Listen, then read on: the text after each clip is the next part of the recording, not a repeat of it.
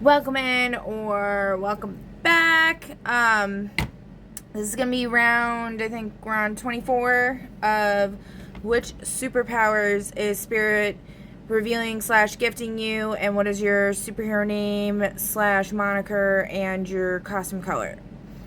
All right, and but in the beginning, Spirit guided me to find some of my old poems that I potentially had in my Google Photos, and also the main thing I was guided to try to look for was the review for Robert Sheehan's book that I had sent to him a long time ago. Because I had mentioned it in my last reading, so I wanted to share that because I feel like it's important. I'm also going to share a essay that I wrote because somebody made a comment about somebody being a copy and paste bitch and having no talent or something like that. So I just wanted to illustrate my talent before AI was brought into the public of my writing. Okay? Not that I have to or anything, but just because I can and I want to. So. And other than that, there was a couple things. Oh, somebody had brought up like students and teachers in a reading today and talking about them being like in a bad context. And yesterday in class, the class where an emanation of my cousin, the Megan one, is in that class, and she looks similar to her, and she has like her same like energy signature, or same like similar energy. And she like blew up in class. The teacher doesn't assign homework for that class. She has us do it before we leave, and she gave us this assignment. I'm trying to think of different words because I used that word like 700 times already. And this assignment was to like give people extra points that maybe weren't doing so well. And it was a about me project, and very easy, 10 slides, and this person like flipped out. They're like, I already know how to use PowerPoint. We learned this in high school. This is a waste of my time. I paid a lot of money for this class, blah blah blah, and just being like really really rude and disrespectful. Very entitled. And before that, she was acting all mousy and like friendly and stuff like every other time, which is exactly what my cousin would do. So I found it hilarious because she would talk shit about me behind my back. Like, she went and hung out with my kid's father, did drugs with him, probably slept with him, and talked shit about me, saying that I talk too much and I'm in love with myself and all this other shit. So when I thought of her as like my best friend, and actually like I had a dream at one point. I remember when I was living in my father's basement, like dusty ass, downtrodden Cinderella without the prince. And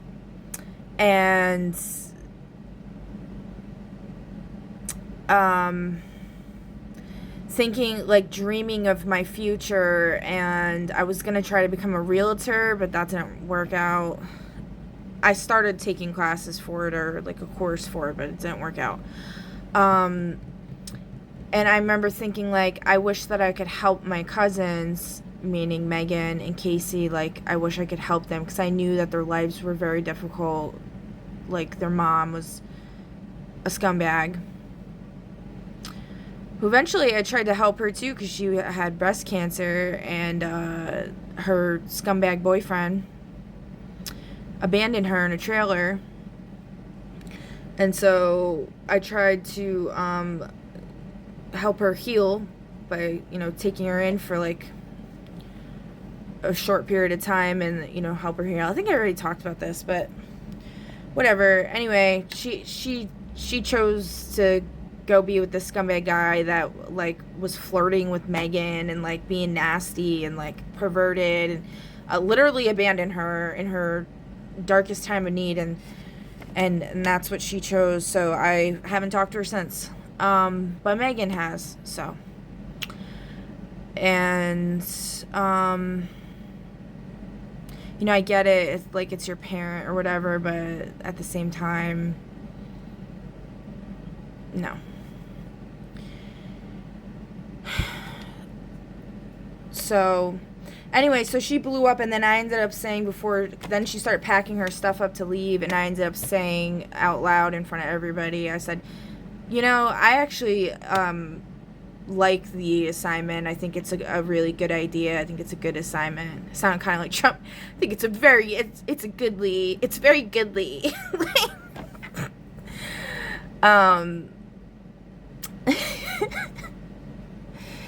No, I didn't say that, but, you know, that was the gist of it. So yeah, and then, you know, the teacher was like, you know, I have to accommodate everyone, like, and then she said, like, after that chick left,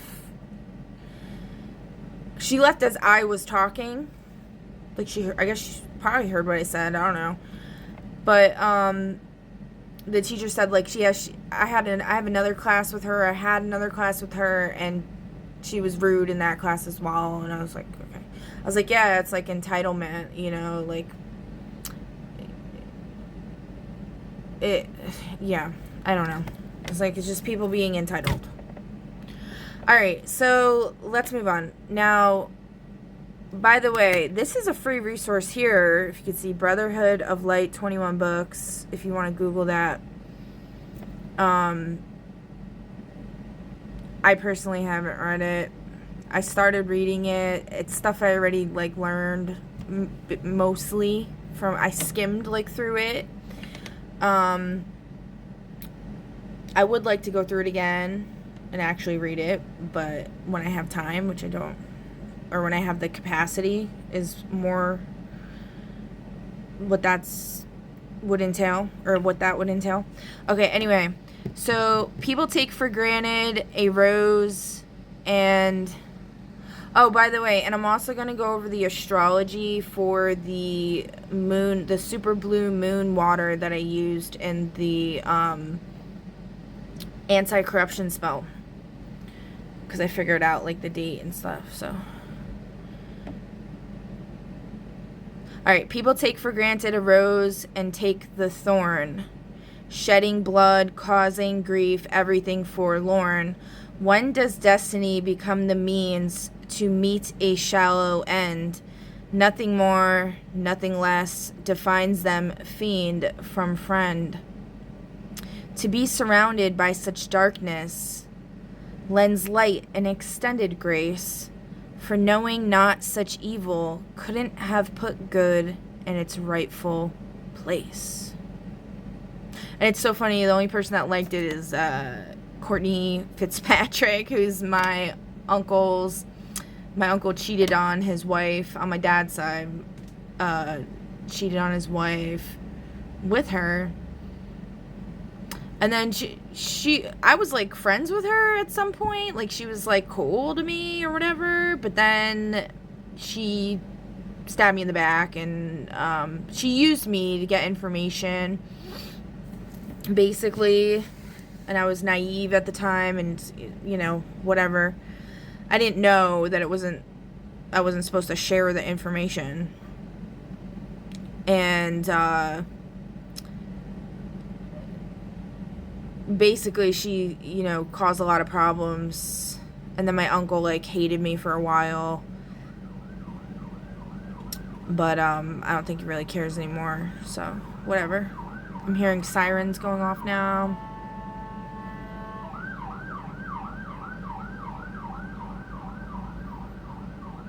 Okay, it was like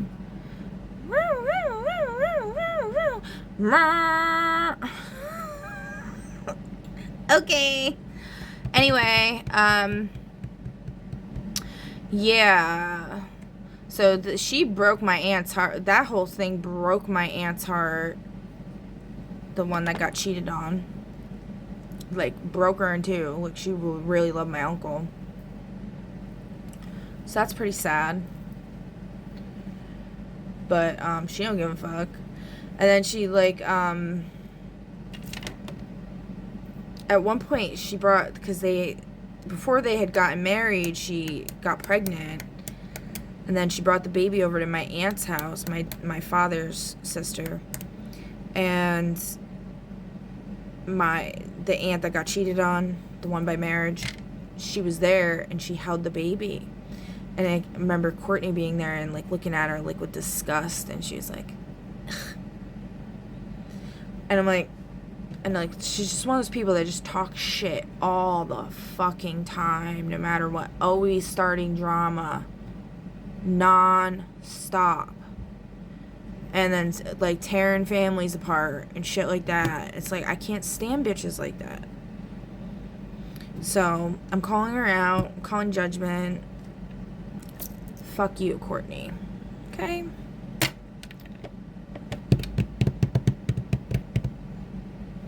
Catch me outside, bitch. Alright. Next. Yeah, acting like you're my fucking friend, you're my family, and then being just a total cunty bitch. Blocking me, stabbing me in the back, blocking me, shunning me, never letting me see my cousin. Get the fuck out of here. Alright, next. Impending doom, I feel it near. Impending doom is all I hear. How shall I quiet such distasteful noise? How can I fill such atrocious voids? When only the sound of your soul calmed me so, took me to places I wish I didn't know. Because the world I knew is upside down, my walls of slumber crumbling down. My fantasies were proven to exist in a love that left your lips. Traveled down, left your fingertips, and now I'm faced with this self-induced hell, forced to wake up with the demons I've dealt. I'm at war, battling just to breathe, as the evil is clawing, needing to feed. All that's been outwardly reflected was not what's within, surrounded by darkness, taken by sin. I feel like I was channeling like a reptilian shapeshifter or something here. And within I was holy, so taken by the light, no intentions to harm, only do what was right. I was confounded by love, the kind that unites two souls, shapes broken hearts to make them again whole. Heals all the scars, made perfect to the core, so inwardly reflects outwardly once more. That's a masks off moment. Toward hope, away from the madness, travels my heart away from the sadness. And someday I will meet you there, far, far away from hell's despair. Oh, look, who liked this one? Raymond Barton. That's the, he helped me a lot with stuff, don't get me wrong, but he's one of the people, he's the person that I, told about my step-grandfather situation, because he was the bishop at the church, and he didn't really seem like he cared. You know, that was really hard for me to share with him or anybody, because I did have a lot of love for my step-grandfather. He was the only one who's actually kind to me growing up and taught me stuff. I mean, my brother Adam also taught me a lot of stuff, but he also beat me up all the time. And ignored me a lot. So, you know, it was like always this, you get some stuff, but then you get shit on, you know? Okay. Next. Follow her slow, a burning heart beats, okay. Follow her slow, a burning heart beats, adjust the tempo, down on your knees. A cry for forgiveness, it falls on deaf ears, shelter in darkness becoming your fears. Your plea is in question if veracity holds, or the purest of fallacy is what you behold. Blanketed in pride, a shadowy deterrent, so broken inside, nowhere to hide, swallowed with lies, a part of you died. And away from you is where she stands, in a place we call no man's land. And yet you try to find her still. Steady your aim so you can fire at will. And by will, I think I meant there, like, willpower, like this woman's willpower, which is an unshakable force. Next, there will come soft rains and the smell of the ground. Oh, this isn't my poem. This is Sarah Teasdale. This is my favorite poem. I love this poem. There will come soft rains and the smell of the ground, and swallows circling their shimmering sound, and frogs in the pools singing at night, and wild plum trees in tremulous white. Robins will wear their feathery fire, whistling their whims on a low fence wire. And not one will know of the war, not one will care at last when it is done. Not one would mind, neither bird nor tree, if mankind perished utterly. And spring herself, when she woke at dawn, would scarcely know that we were gone. And that's my half-brother, Richie. He's my oldest brother, ex-wife, who I used to hate, and then she gave me all her candy on Halloween, and then I was a friend. But prior to that, I, like, hawked a loogie on her Timberlands before she could weatherproof them, and every time she would call, I would answer the phone, and she'd be like, "Is Richie there?" And I'd be like, "No!" Click. So, but she ended up, like, cheating on him or whatever, but one time my dad kicked me out and I had to go live with them. That was when I was 16, and then my brother forced me to get a job at Burger King, where I met the rapist Joe, and Raul, I think his name was, who was Joe's friend, who was also a rapist, and also the manager, I think his name was Corey, this African-American fellow. He was also a rapist as well, who pinned me up against the wall and choked me because I was drinking a shake while listening to music on my phone in the drive-thru. So, what the fuck is wrong with you? Yeah. And because I wasn't a snitch, because I was so gangster, I didn't do anything. Yeah. And spring herself, when she woke at dawn, would scarcely know that we were gone. Okay, anyway. And then, so I had to go live with them, and,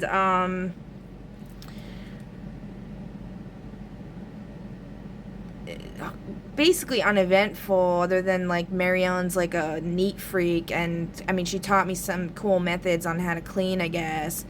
And then, just my brother was being, like, a douchebag to me, though, like, he was a gambler. He had gambling problems. That keeps coming up. I know he had a gambling problem. And that's basically what he would be doing a lot. And then he would just go out with his friends and stuff, and then leave me there. And I wasn't really allowed to do anything. I would just listen to music and go to work, I guess. Because I dropped out of school at that point. That was after... Did my mom die at that point? I don't know. I don't remember. So, anyway, I just remember him, like, freaking out at me at one time, and he was like, because I said something, like, his wife was being, like, anal retentive about the vacuuming. Like, I had to vacuum, like, the house was spotless. And then, like, because I forgot to vacuum or something, she was, like, reaming me out, and then he's like, "Don't ever talk to my wife like that." Because I was like, chill the fuck out, bitch, or something. I don't know. He ended up apologizing, at least, to me. He's a very humble person, at least in that sense. He always has been, but always just some weird shit going on. I don't know. And then Robert Drown is my neighbor two doors down's brother, who was a good friend in some ways, like when I needed his help. For example, when the chick Olivia, I've talked about quite often, needed assistance because she was freaking the fuck out, even though I had multiple things that could have helped her. She chose instead to want to go to the hospital. She became an alcoholic, basically. And then I ended up getting in trouble for alcoholism, even though I was the one that was like, I don't want to drink, because she was like trying to get me to like drink all the time, even though she was also up my ass and trying to ruin my fun other times, like acting like she was better than me. And then she became a full-blown alcoholic. I'm like, what the fuck is going on in this reality? Everyone's such a hypocrite, and they're just so full of shit. So anyway, she was like trying to drink more, and I'm like, I don't want to drink. And then she was like being all weird, almost like flirting with me. I don't even know. And I was just like, you need to like drink some tea, like take a bath, like do something, girl. Like, I don't, like, calm down. She was like freaking out. And then she's like, can you bring me to the hospital? And I'm like, it was late at night. I have kids. I was like, I can't bring you to the hospital. Like, are you stupid? So I had called Rob, and he helped out with that. But, Rob was always wasted all the time as well. And then he would hit on me and, like, demand, like, he'd be rude. He'd be like, you're not that hot or anything. You think you're better than everybody, and yeah, blah, blah, blah. And he would always try to get me to eat his spaghetti, which I found weird, because then somebody recently was saying, like, don't ever eat somebody's spaghetti. That Elect of the Living God guy was saying that, and I thought that was funny. Because, yeah, I didn't want to eat his fucking spaghetti. Like, his house was disgusting. I try not to hate on people that shit. Like, my house ain't nothing to fucking scoff at or whatever. But it's because I have, like, asbestos tile from, like, the 70s that, like, no matter what the fuck you do, unless you take a Brillo pad, you can't get the shit clean, and I'm not gonna fucking sit there for 6 hours and fucking scrub my floor. But anyway, so, the filth I'm talking about is, like, you have a serious fucking entity attached to you kind of filth. And, yeah, so, whatever. Anyway.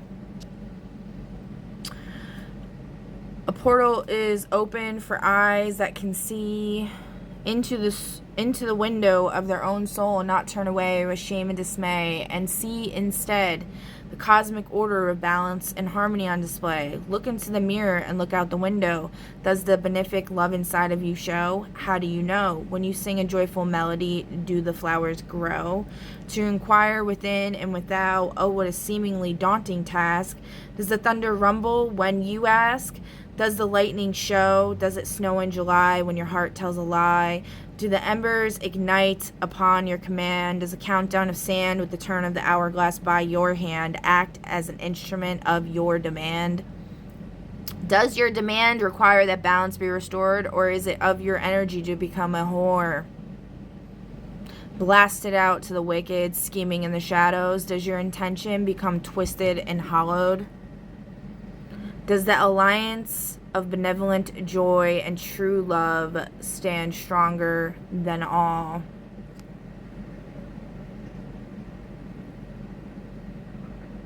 Where are we?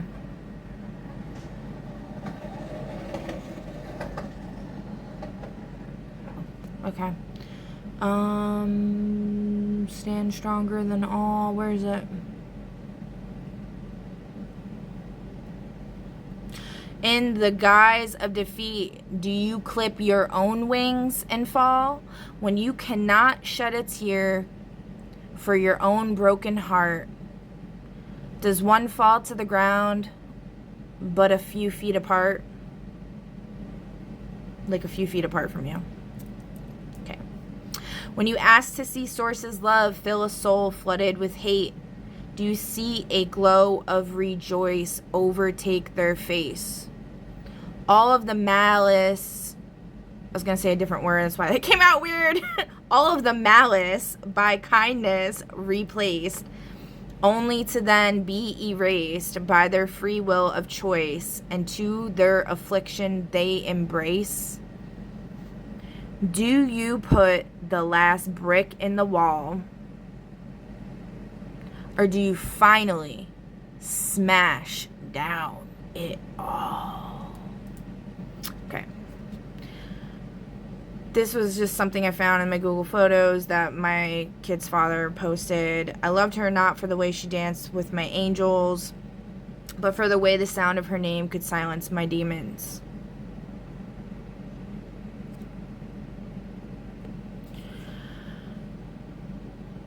Pivoting transitions. Watch the filter be taken out like a sniper's fury standing in the dragon's mouth. No longer to suffer insignificant ploys embedded by those who treat us like toys. They try, but they falter, as is by design. You are the I am, and so am I. So why live out by such egregious lies? We could solve the problems with a snap of our fingers, but for some reason, in suffering, we continue to linger. Why, I beg of thee, why is it so? That hearts full of joy be nonsensically trodden by woe. The madness and the sadness, such insufferable void noise, doth not have light-hearted affects of which to please. I don't know, that line's kind of dicey there. Void noise, please. If and I spelled hearted wrong. Heartened affects? Light-hearted affects of which to please. Anyway, if one's imagination is so dim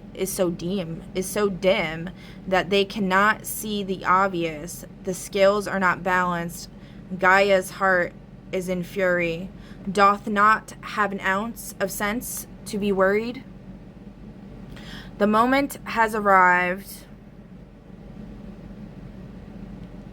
for voracious justice to be served upon the most benevolent of words. Rise up or fall back into the clay. Do not disobey as our mother has spoken. The all that is or ever was is awoken. This is a poem that like Robert Sheehan was talking about in one of his interviews or something, and I really love Oscar Wilde, so that's why this was in there. Tread lightly, she is near, under the snow. Speak gently, she can hear the daisies grow. All her bright golden hair tarnished with rust. She that was young and fair, fallen to dust. Lily-like, white as snow, she hardly knew she was a woman, so sweetly she grew. Okay, and then this is the, that's part of the review that I left for Robert Sheehan, but it was missing the other parts, so we'll get to that in a minute, because then I found it. Okay. Don't you dare, this is not something I wrote, this is just something I posted on my Facebook a long time ago. I really liked it. Don't you dare tell me I'm beautiful until you have seen my scars that carve my body and the blood that pours out of my soul. Don't you dare tell me I'm lovely until I completely shut you out because I swore to myself you're just like the rest and you'll get sick of me. Don't you dare tell me I'm flawless until you see me break down in tears. I'll show you the darkness that consumes me and you'll run away.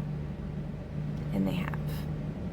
But if you have seen my scars, my bitterness, and my darkness, then perhaps I believe you. So, what does that say? Stolen from Rickett Son, edited by Ombres. Ombrier's Ninja. I don't know what that says. So just like a little poem I wrote. Oh, up here, I wish I could see this thing. It's something about, it's a quote that somebody I used to work with sent me. But we crossed out fairy and put G. It's like she has the heart of a hippie, the something of a something, and the something of a fairy, but just change it to a G. Okay. Alone the queen, she walks down the sovereign mile, for her king had left her long ago into the night, replaced her with a vacuous smile. Although she walks with shadows feigned and guiles strewn awry, he will fall for her sullen smile, her unbeguiling eyes, and set in stone, infinite and true, her new king he shall rise. Oh, Wendy J. Days is one of my aunts on my mom's side. She was always pretty sweet to me. But then I know she was like talking to my kid's father's friend. She would get drunk all the time and like talk to him, which I don't understand. And then somebody was saying some shit about her like sleeping with my kid's father, which I don't know if she did, but I don't want to, like, she was always a sweet lady. She was never mean to me, so whatever. All right. If I only knew why this is from a song. I don't know which song, but I just like this. If I only knew why red rivers flow away from a life in torment, I can't conceive why a glorified lifestyle like this is so appealing. Why are there no other choices? Why do we feel this is how we need to survive? If I only knew why death surrounds, I can't conceive your reasoning. If I only knew what will be left, shattered hopes and dreams. Your excuse is unacceptable. I can't relate to what you have to say. Yeah. Oh, that was on my child's father's birthday, February 8th. Agony is the price you pay in the end. Domination consumes you, then calls you a friend. It's a twisted fall, binds are like steel and manipulates the will to be. It's a line from Pantera, I believe. Yeah. And Jake Linnell, that's somebody that like Alicia that I've talked about before. The Franco. James Franco. That was like her friend or whatever, and he was like hitting on me a bunch. Okay, next. A dull thump of an echo of what was yours remains as passion is cast into the abyss. Shadows feast while its origination wastes away. Okay, that was just my son needed a computer. Okay. A dull thump of an echo of what was yours remains as passion is cast into the abyss. Shadows feast while its origination wastes away. The reflector becomes the reflected. That's something I wrote.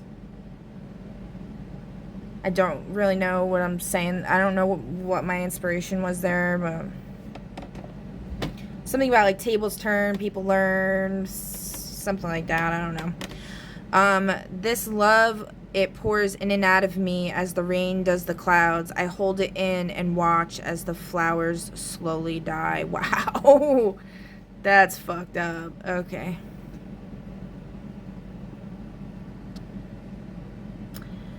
Silver is precious. I didn't write this. Silver is precious. Gold is too. I am precious, and so are you. You help me, and I'll help you, and together we will see it through. The sky is blue, the earth is green. I can help to keep it clean. It's cute. It's just a cute poem. I don't know the rest of something. This is that evocation that I was in there when I looked up the poems, and I just think it's a good one, especially because on the 26th, Uranus is going into Gemini or whatever. From the wellspring of words, let thoughts flow free across the bridge of understanding. Let our voices be. With open hearts and minds, we call to the air, clear channels of communication. Now we share. The wellspring of words. That's so cool. That's like on The Magicians, the wellspring with Julia and all that. Yeah. This is a song from Acacia Strain. In the beginning of the song, it's like a creepy chick talking. Whatever is necessary to do, you do it. When somebody needs to be, there's no wrong. You do it. Then you move on. You will pick up a child and you will move into the desert. You will pick up as many children as you can. And you, whoever gets in your way. This is us. I take this as like saving children, like not talking about like, because they're not saying like to children. They're saying like, get the fucking kids out of there. Okay. We all come from broken homes, broken hearts, and broken bones. We will live and die alone. We will live and die alone. Welcome to the end. Tonight we will descend. We might not be enemies, but we cannot be friends. Truer words have never been spoken. Don't be for smoking. Okay. Your time has run out. It's not gone to plan. Oh, one of the fortunes was talking about there are taller mountains than the ones you perceive or something. Your time has run out. It's not gone to plan. These memories will sting your eyes. I've done all I can. So hear these words, and dearest, this you'll know. You're lost in the light, out from the shadow. Your time is nigh. Tell them your story. Spill all your blood. Tell them your story. Oh, there is no thought. There's only my heart, ever shining, waiting for you.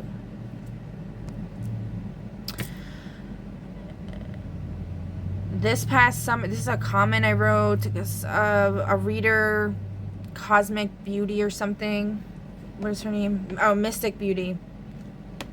She made a post about something about,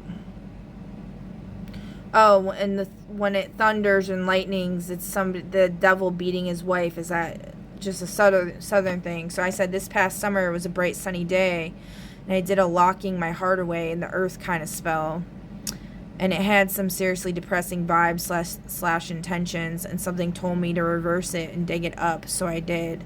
And when I was walking over to the stream and washing everything off, the sky opened up and started sprinkling rain, and it felt like God slash spirit crying tears of joy. I think it all depends how the rain comes down, like gently or violently in the aura of the atmosphere as to what's going on. Yeah, I agree with that. That was with that whole DOP and Sophia thing and all that. So there's something going on with the Jordan thing around the same time, but not quite.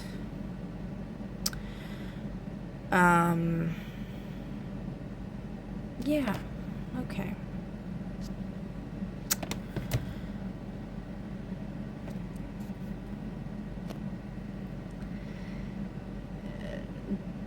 Deify fallen stars, or defy, I don't know if they're trying to say defy. Maintain the war against my hostile incarnations. Destroy the infidels, divide them to nations. Destroy the infidels, divide them to nations. The shadows are happy today. Your joy is so fragile, and I am laughing at you. Our empire is built upon your ambition, and I am laughing at you. They're always laughing at me, aren't they? Oh, you know what's funny? Okay, I don't know if I should say that, actually.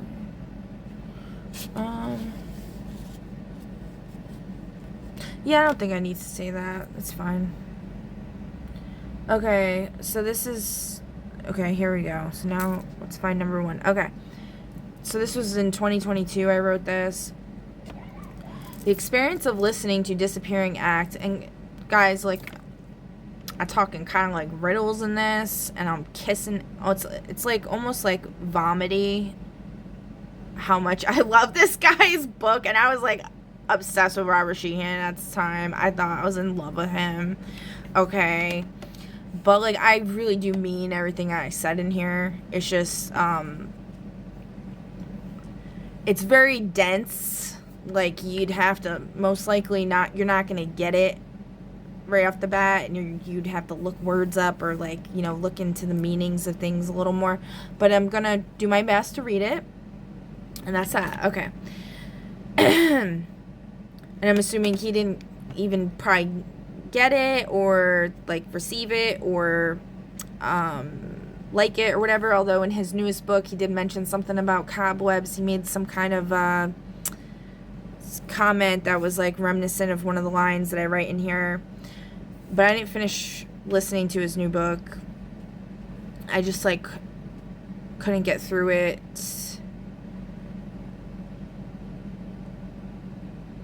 For numerous reasons. But maybe eventually I will. I don't know. So, anyway. A host of other characters in 16... Okay, the experience of listening to Disappearing Act, a host of other characters in 16 short stories written and narrated by Robert Sheehan. Ranked of caliber, consistent with a phoenix rising, eyes born anew, unrelenting force. I'm telling you, this shit really brought me into, like, a shamanic journey, for real. I mean, I'm not saying it's gonna have that effect on anybody else, but maybe. But, like, it definitely had that effect on me.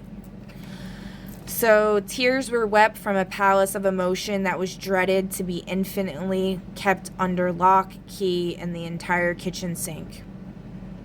Harmoniously contrasted to the deep excavation of heartstrings tied to tragedy, laughter, and joy, were experienced with just as much intensity, laughter, and joy. Oh, wait. I said that wrong. I was thinking about something else while I was reading, because I was thinking about I didn't delete my storage, so this might cut off, just so y'all know. There might have to be a part 2. I don't know. Alright. So, we're experienced with just... Okay. Harmoniously contrasted to the deep excavation of heartstrings tied to tragedy, laughter and joy were experienced with just as much intensity. So saying the joy was experienced with just as much intensity as the sadness that it pulled, the tragedy that it pulled out of me or whatever.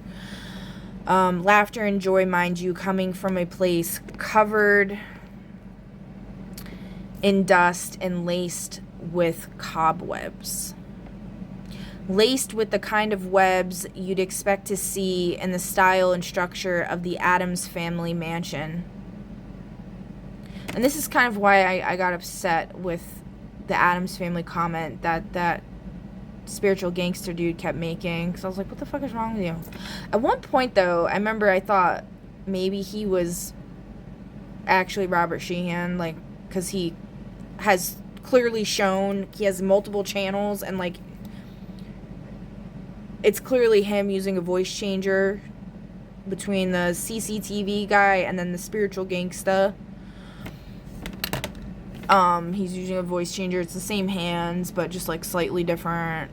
So he's doing something weird going on there. But anyway. And then I know he's a Capricorn. I think Robert Sheehan's a Capricorn as well. But in Deluge, they would be Sagittarius. Alright.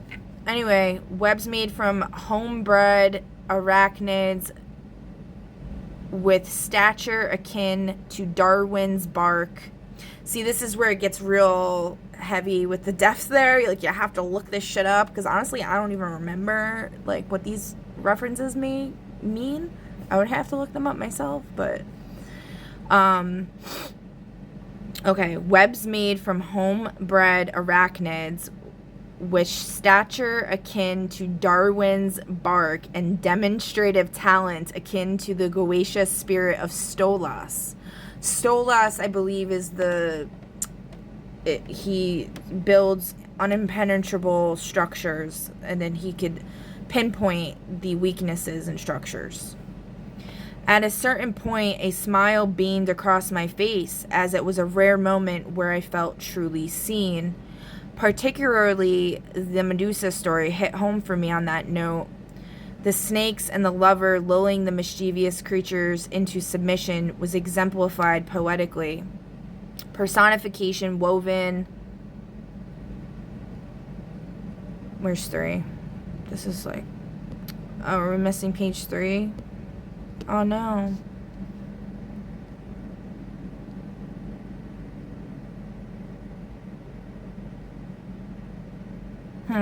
Hold on. Okay, I found it. Personification woven with comic relief invokes a clever twist on the generic perception of the fascinating being known as Medusa. Sheehan's portrayal of this character transcended the cursory level understanding of the legendary archetype. Sheehan sets precedent for laying out this law of the land in playful, touching moments such as the commentary on the Poseidon ordeal, of which sublimely supports the venerated valuation of Medusa. The speaker pressed upon this urgency for Medusa to know that despite her Gorgon sisters and society abandoning her, despite her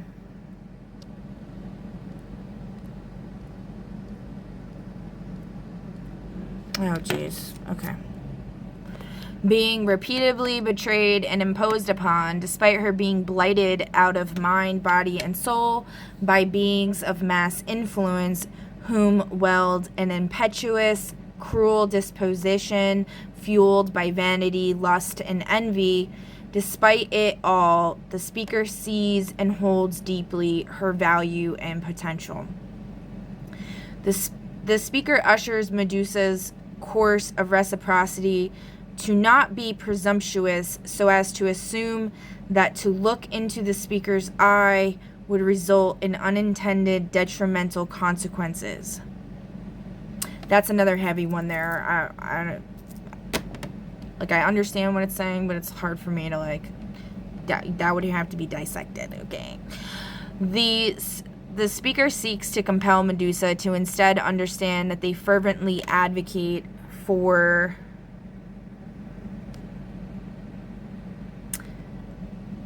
the venerated valuation of her existence to those whom would entertain the absolute absence of her value.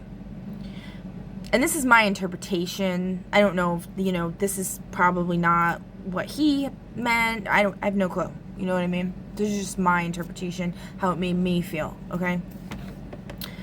The speaker positions their blueprint into the medium of a true lover in the defending of Medusa's honor with fearless abandon against any and all naysayers. The speaker avows how she requires a particular hand, and that hand belongs to the speaker. Which is interesting, because then there's the whole thing with, my children's father that I've been bringing up recently, because I forgot about this.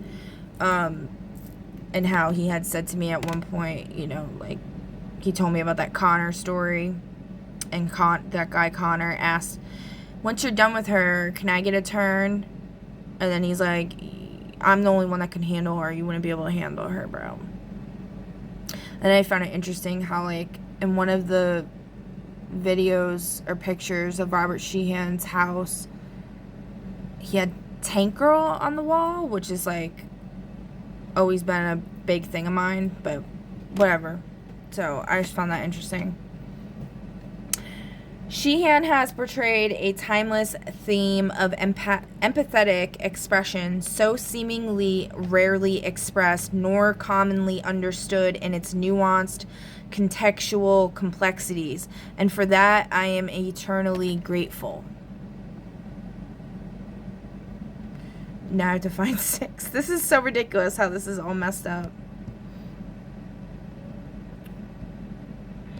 Okay.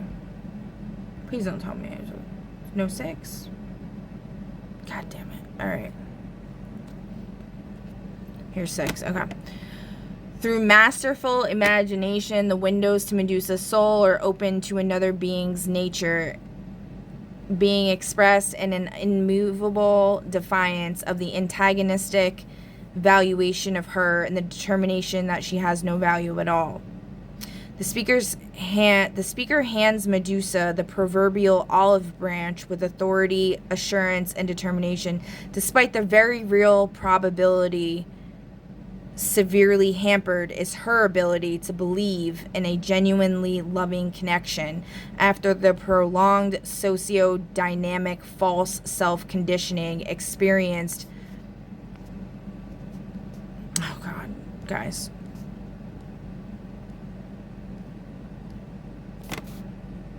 Experienced as a perpetual castaway. One should shudder at the idea of being told for eons that you are a terrifying monster for which there is no room, nor place, nor right to exist at all. One should shudder at the idea of being told that it is your fault the temple is defiled because you didn't stop your rapist from pile driving you on Athena's altar. One should shudder at the idea of being told that you are a plague and a scourge of vile temptation for men and therefore must be permanently exiled. I could very literally go on for a lifetime about Sheehan's short stories and the intricacies of resonancy that drew upon an understanding that liberates, but I'll save all but one more for another time where inquiring minds may implore. The last is commentary on the Kismet story involving the umbilical cord and its portrayal into the fascinating concept I drew on of being bound for eternity to one other's outcome in birth, death, and rebirth. Not quite sure what my wording was there. I think I meant to say one other person? Whatever. Just keep reading. Sheehan embodies a refreshingly unique take, on the concept of a divine counterpart / soulmate / twin flame. And again, I don't know if this is what he was intending or anything like that. This is my interpretation, okay? The tale relayed back an intriguing perception into an incident suffered as a child. Around age 5,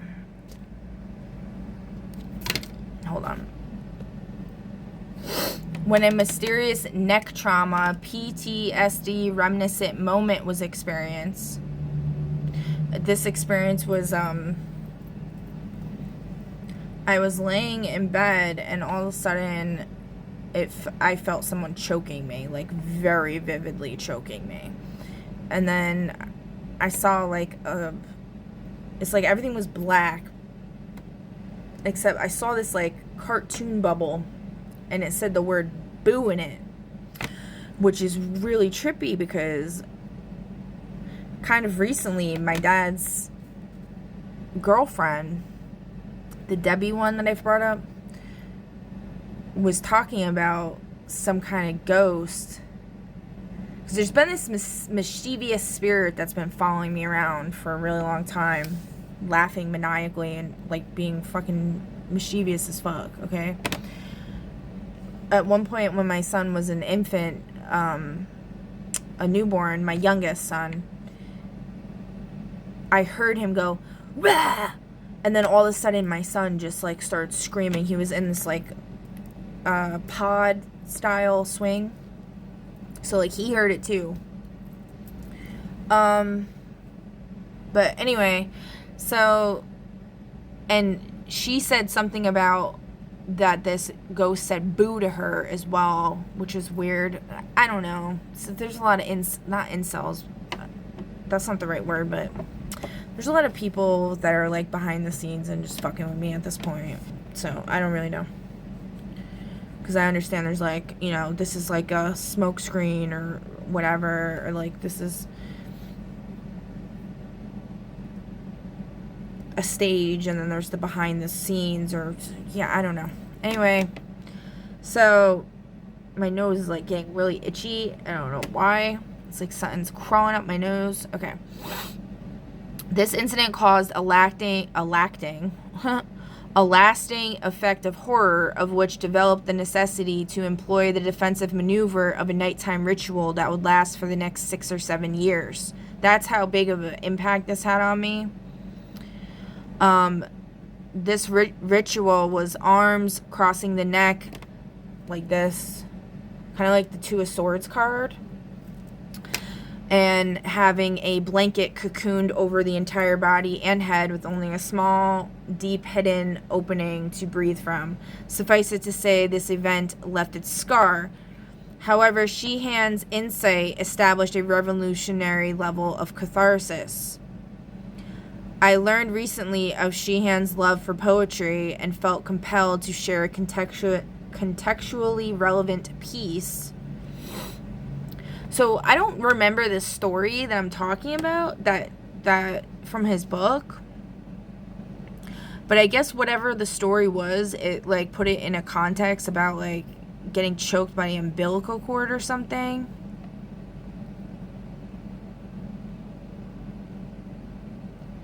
Like it had something to do with like my counterpart, like why I ended up getting choked like that or something, and it brought me some level of peace. I don't know.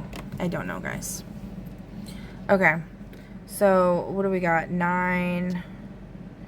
Okay, and I felt compelled to share a contextually relevant piece that I...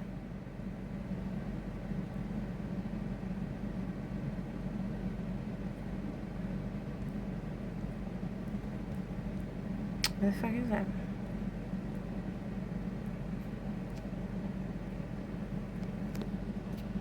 Oh, this is interesting. About shape-shifting. Could become invisible, and witches who applied the poisonous sap to their flints and launched them at unsuspecting enemies. Wolfsbane apparently can be used to reverse shape-shifting spells and has a folk tradition of protecting homes against werewolves.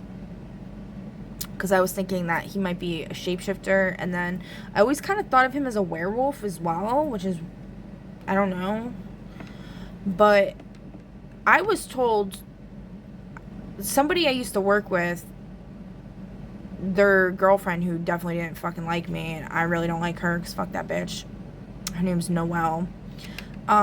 She was pregnant and she was bleeding, and I was trying to help, and I researched, and I found something that said to use wolfsbane, but apparently it's poisonous. I didn't know that. Maybe they changed, they change facts and information and stuff or whatever, but it's so interesting because it was actually used to reverse shape-shifting. So there's something there with that.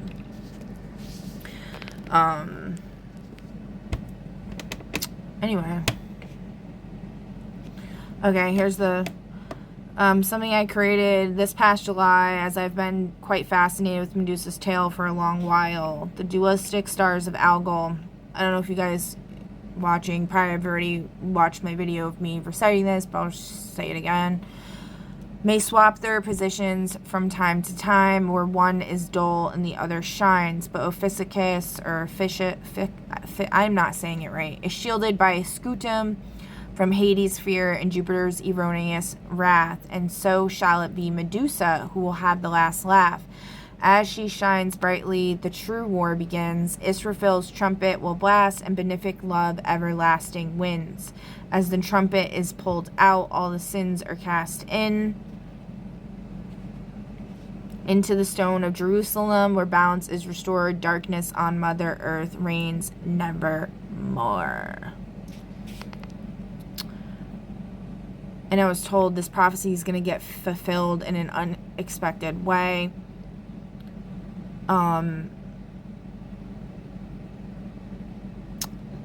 And I believe it had to do with the prayer beads I made that had the Hamsa hands on it, and I glued little crystals on each Hamsa hand, or most of them, and it was supposed to represent the levels or the path that it takes to get to heaven, my idea of heaven, the prayer beads. And I used it in my last attempt to communicate with the higher powers or source consciousness or whatever you want to call it, for freedom and all kinds of stuff. So, maybe that was kind of like a way of fulfilling that prophecy. because it was like, that's the stone of Jerusalem. There's a lot more layers to it than that, but that's my basic way of explaining. Okay? Alright.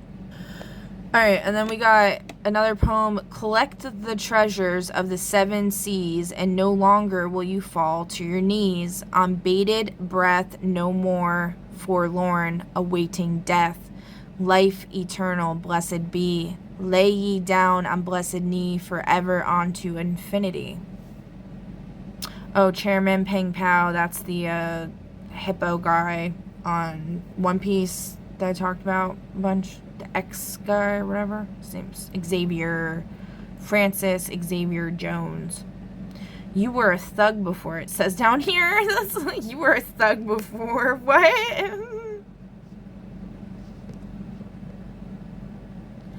Could have taken on 5 at a time in battle, and they were rarely, if ever, sick. What is that? That sounds interesting. I don't remember that. Ambassador in every something ready. Yeah, I mean, I channeled a lot. I could go through my Google Photos and probably find some real gems in there, but I'm not doing that right now.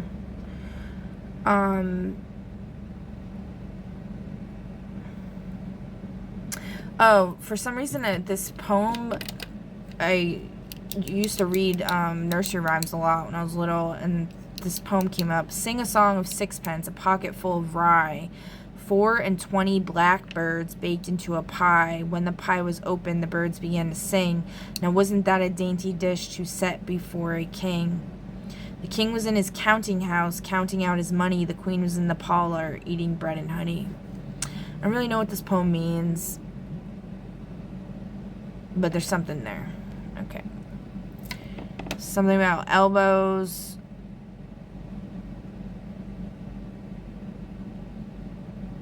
I don't know why that. Ignorance is bliss, wish not knew your kiss. So many times been burned, this lesson goes unlearned. Remember, desire only fuels the fire. Liar. Betwixt birth and death, every breath regret. I pity the living, envy for the dead, emotionally stunned, in defense, I'm numb. I'd rather not care than to be aware, be scared. I don't need love. Yeah, I feel this song. So, Peter O. Steele or whatever, typo negative. Are 1,000 tears worth a single smile? When you give an inch, will they take a mile? Longing for the past, but dreading the future. If not being used, well then you're a user and a loser. World-renowned failure at both death and life. Given nothingness, purgatory blight. To run and hide, a cowardly procedure. Options exhausted, except for anesthesia. Anesthesia, I don't feel anything. Yeah, been there, done that. It doesn't get me anywhere, so here I am, probably getting scammed again. She is all the great heroines of the world in one. She is more than an individual. I love her, and I must make her love me. I want to make Romeo jealous. I want the dead lovers of the world to hear our laughter and grow sad. I want a breath of our passion to stir dust into consciousness, to wake their ashes into pain. Yeah. Lovely. Something around and looked at him with tear-dimmed eyes. It is too late, Basil, he faltered. It is never too late, Dorian. This is from Dorian Gray, the picture of Dorian Gray by Oscar Wilde. It's never too late, Dorian. Let us kneel down and try if we cannot remember a prayer. Isn't there a verse somewhere, though your sins be as scarlet, yet I will make them as white as snow? Those words mean nothing to me now. Hush, don't say that. You have done enough evil in your life, my God. Don't you see that accursed thing leering at us? I remember there was somebody that I used to know who I referred to as Mr. Gray. And everyone keeps talking about gray aliens, so I find that funny. And he kind of had, like, his hands kind of almost looked like alien hands.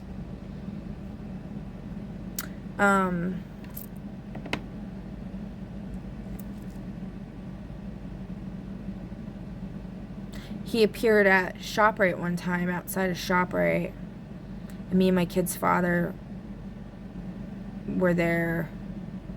I was pulled up next to the liquor store because he wanted to get some shooters or whatever. Because I was being stupid and drinking with him. Or I was going to drink with him, okay.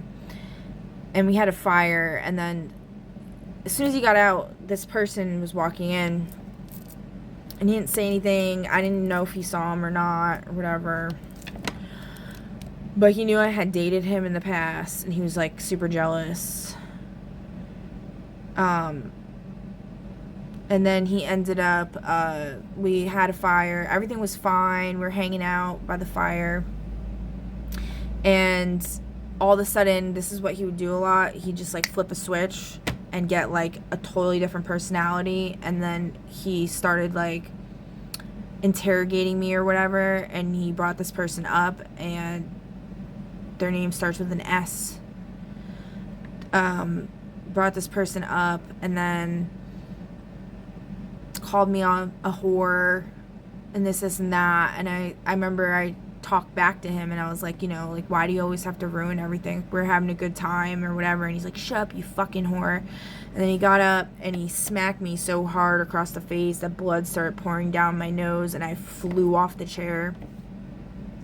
And then he dragged me away from the fire towards, like, there was, like, a pathway that led to, like, the stairs that led up to the back balcony of the house. And my son, the one that's gotten, what's it called? Sleeper celled or whatever. The one that I talked about previously. Came running down the stairs. Random AF. Well, I guess he sensed I was in danger because he was like a really heavy mama's boy. And he's like begging him to stop. He's like, Daddy, no, stop.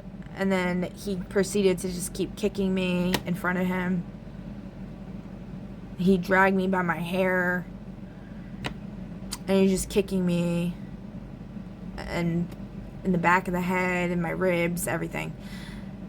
Finally, he stopped. And then I basically ran up the stairs. I'm like pouring blood. I'm crying.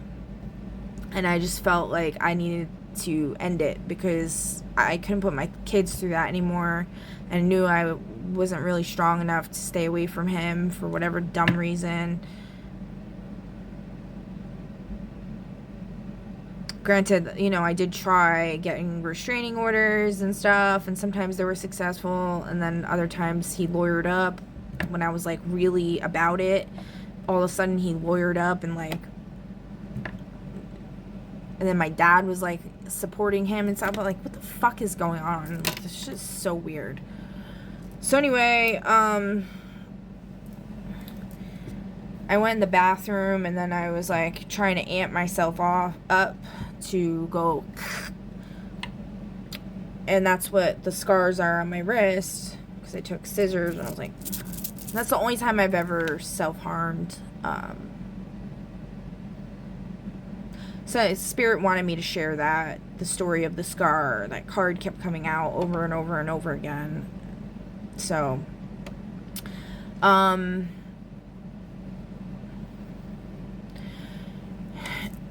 anyway, right as I was about to go here, I had dug in just slightly. My son started banging on the door like he knew. And he's like, Mommy, no! And it just made me drop it. And then I, like, tried cleaning myself up the best I could. Open the door, I, like, hold him. And my kid's father's out there, and he just starts badgering me and talking shit some more. Like, oh, you fucking whore. You think you're just gonna off yourself and leave me with the kids and blah, blah, blah, blah, blah. And he just made me want to kill myself more. And then I went to go take a shower, and I was like, you know, like, I can't do this. It's like nonstop. Like, he would not shut the fuck up. And so I went to go do it again when I was in the shower, but he's like, he was on demon time heavy, and he, like, knew or something. He came running. He, like, busted open the door and, like, came running in, grabs the scissors out of my hand, and then starts hacking at his own arm, like, hacking, bro. And he's like, bitch, you think you're gonna go out, watch what I do, or something, whatever. And then I'm trying to, like, grab it from him, because I don't want him to kill himself. And that's, like, what this is from. I have, like, a scar on my middle finger from the scissors, like, cutting through my finger. And then it ended up, you know, everybody ended up stopping, and I ended up helping bandage him up and stuff. It was just really fucked up. But, yeah. Very, very fucked up situation. I know lots of people go through fucked up shit. Similarly, it's really not okay. Don't recommend it. 10 out of 10. Don't recommend. You know, it's terrible to put children through stuff like that. My other son was always, like, pretty much keeping to himself or whatever. Like, he was always, like, very independent. Didn't really want nothing to do with anybody. So, thank God he didn't witness that. I mean, he did witness a lot, though, as well. But, you know, it's not easy going through stuff like that and then living with yourself, you know, because it's like, oh, I'm a scumbag. Anybody I tell that story to, now they're going to look at me like I'm a piece of shit more than they probably already did. You know what I mean? It's not easy to share any of this stuff with anybody. But, you know, it can help other people to feel comfortable with their past and to feel comfortable sharing their trauma with others, because it does help to get it out.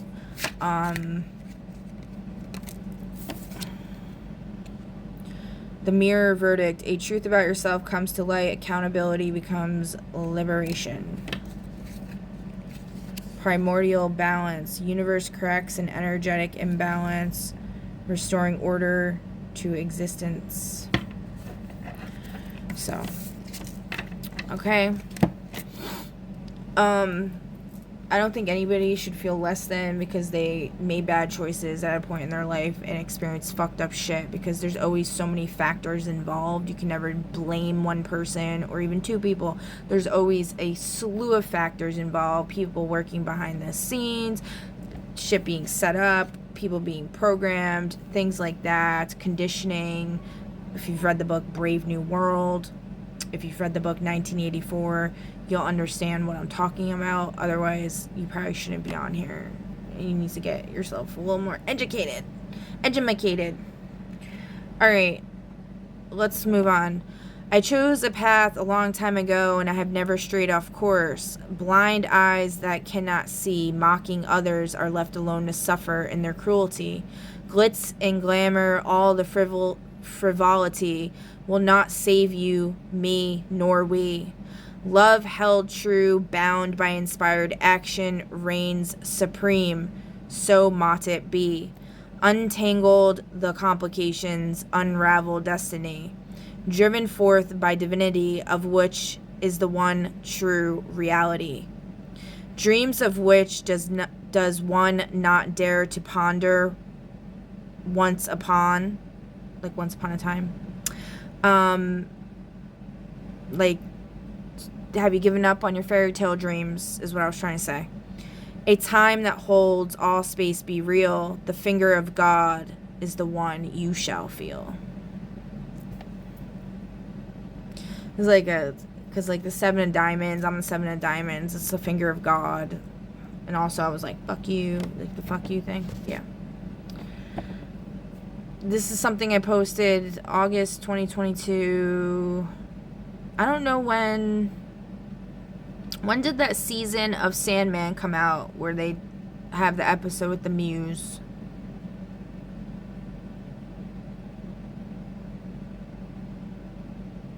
There was something going on here with that.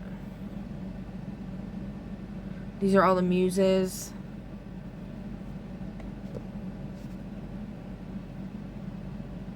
This was something I wrote for my mom. You taught me that I was strong beyond measure and to never give up no matter how rough the road gets, and to never stifle my emotions by letting a soul tell me I can't or shouldn't cry when I feel the need.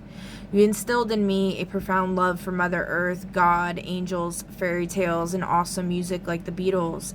I miss your laugh. I miss your amazing cooking. I miss your hugs. I miss everything about you. You were taken too soon from this realm, but I realized the pain you carried was more than most could possibly fathom, and you needed to go explore other shores and heal your soul. By the way, I had, spoken about potentially like the whole story with my grandfather being made up. I don't know, because I found it weird that there was a picture of me on my grandfather's lap as a baby, and if he was really the monster they said he would, why would they do that? But I do remember my brother Adam telling me a story about how he had gone with my mother to the therapist. By the way, this might get cut off. I just want a friendly reminder. So there might be a part 2. Went to the therapist, and if anyone even sees this, because half the time it says nobody even viewed my videos, so whatever. And he said that the therapist came out of the session sobbing from whatever my mother told them. So, and if you knew my mother, she was not well. She was like a hippie woman. She was very quiet, but she like laughed a lot. She's very giggly. Generally a very sweet person, just chill, like once in a while she'd kind of flip out about shit. And then she was also kind of like neglectful in weird ways. Like that one time she made me cookies, I ended up getting sick from them. I don't know if she poisoned me, because people keep telling me that she was working behind the scenes. I don't know. People try to make people paranoid about shit all the time and make up stories and all, turn you against your parents and all this other shit, right?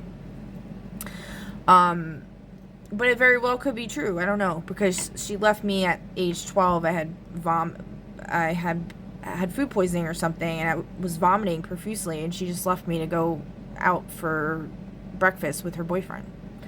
So, who ended up abandoning her at the end, and then didn't even go to her funeral or anything. That's that Rick douchebag that rode the motorcycle. Yeah, it's a fucking douchebag. I miss your laugh. I miss your amazing cooking. She was a really good cook. I miss your hugs. I miss everything about you. You were taken too soon from this realm, but I realized the pain you carried was more than most could possibly fathom, and you needed to go explore other shores and heal your soul. Although it hurts tremendously to this day, nearly 17 years later, I still find comfort in the fact that just as you told me as a child, even when we are apart, you will always be in my heart, as you took my hand and put it over my chest. Although our time together was cut far too short, I will always cherish your memory and hold the torch burning bright of your epic love. She really did, shape me and mold me a lot, so I'll give her that for sure. My eyes wide open had the run of some 10 weeds to fix upon. Among those few, out of the sun, the wood spurge flowered 3 cups in one. From perfect grief there need not be wisdom or even memory. One thing then learnt remains to me, the wood spurge had a cup of 3. Dante Gabriel Rossetti. I'm not sure what. Oh, this is a plant I found in my backyard, and this is a poem that was in the app under the plant. There's something about Hermes sandals here, and Hermes I associate with the motorcycles. So that's interesting. It came after the thing about my mom, because the douchebag boyfriend with the motorcycles. And then there's also the mailman thing where she kept saying, I'm gonna run away with the mailman. And you think of mail, you think of communication. I think of Gabriel. Wait, no, is it Gabriel? Yeah, I'm pretty sure Gabriel is, or is it Raphael? Whatever, I don't know. It's Hermes, okay? My only wish in this world, I think Raphael is healing, and then Gabriel is communication, also children. He protects children. My only wish in this world is to have a benefic, eccentric, same cipher, soul collaborator for epic missions / adventures to heal this world. People representing I, it says down here on the recommended words. Interesting. My last limb. Yeah.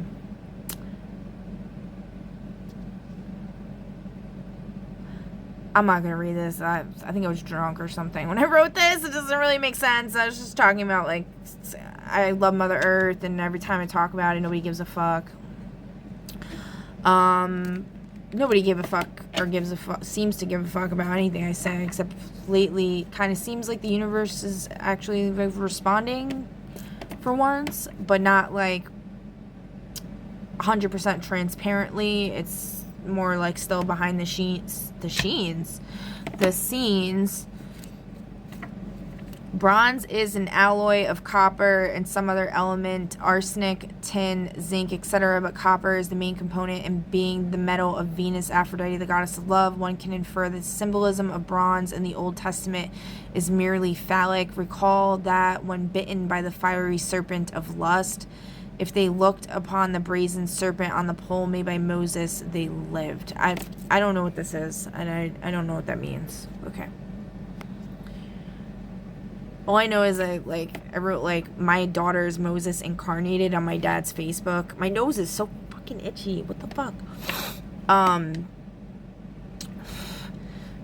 I also have some staff that, like, was given to me that has, like, Cyclops eyes on it. And then, like, it's got, like, it's got 4 heads. 1 Cyclops eye on one side, 1 on the other, and then 2 Native Americans. So... why so serious?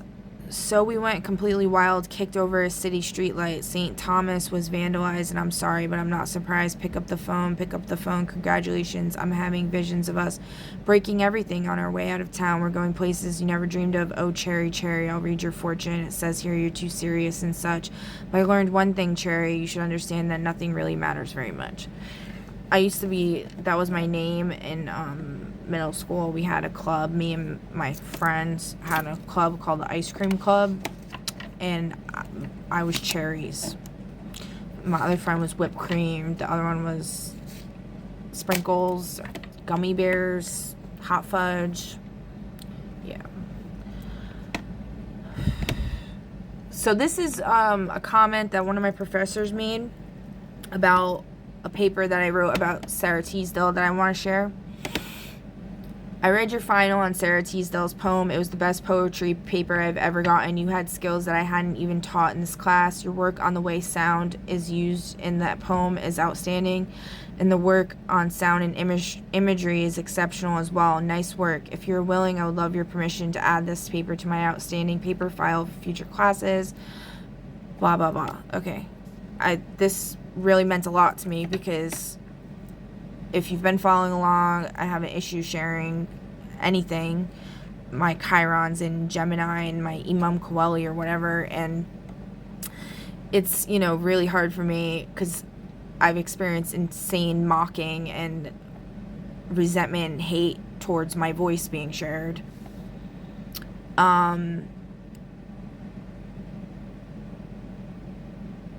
Anytime I've shared anything with anybody, they always just look down on me and tell me I'm stupid, so.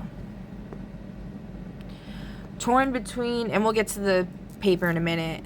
Torn between a nightmare and a dream. Am I awake so it would seem? Lost inside, visions pigmented in blue. You are what you love, not what loves you. I really like that. I wrote that. The wreckage cried out to the seas, please don't engulf what is left of me. The sea cried back, I will wash you pure.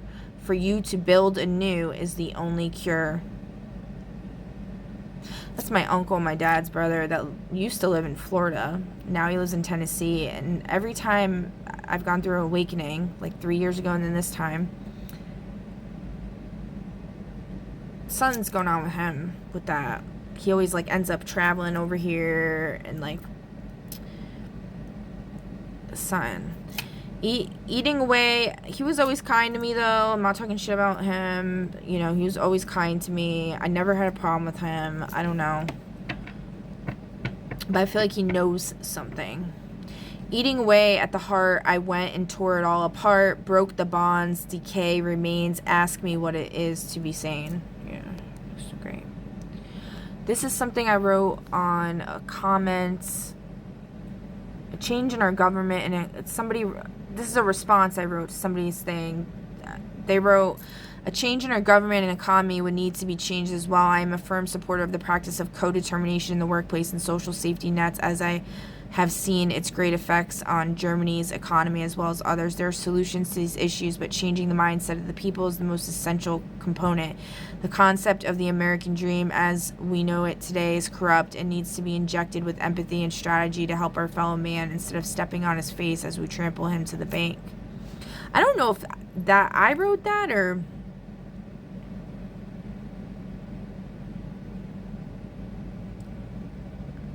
I feel like I wrote this down here, but I'm not really sure. "I think it's very brave of you to admit that you yourself have been guilty of this bias, as many most definitely have." This is relevant, by the way, because I was just talking about this in my last reading, so you'll understand in a second. "I myself grew up in poverty and have experienced homelessness myself, and it is an absolutely terrible feeling to be judged harshly by others because of circumstances that were for the most part out of my control.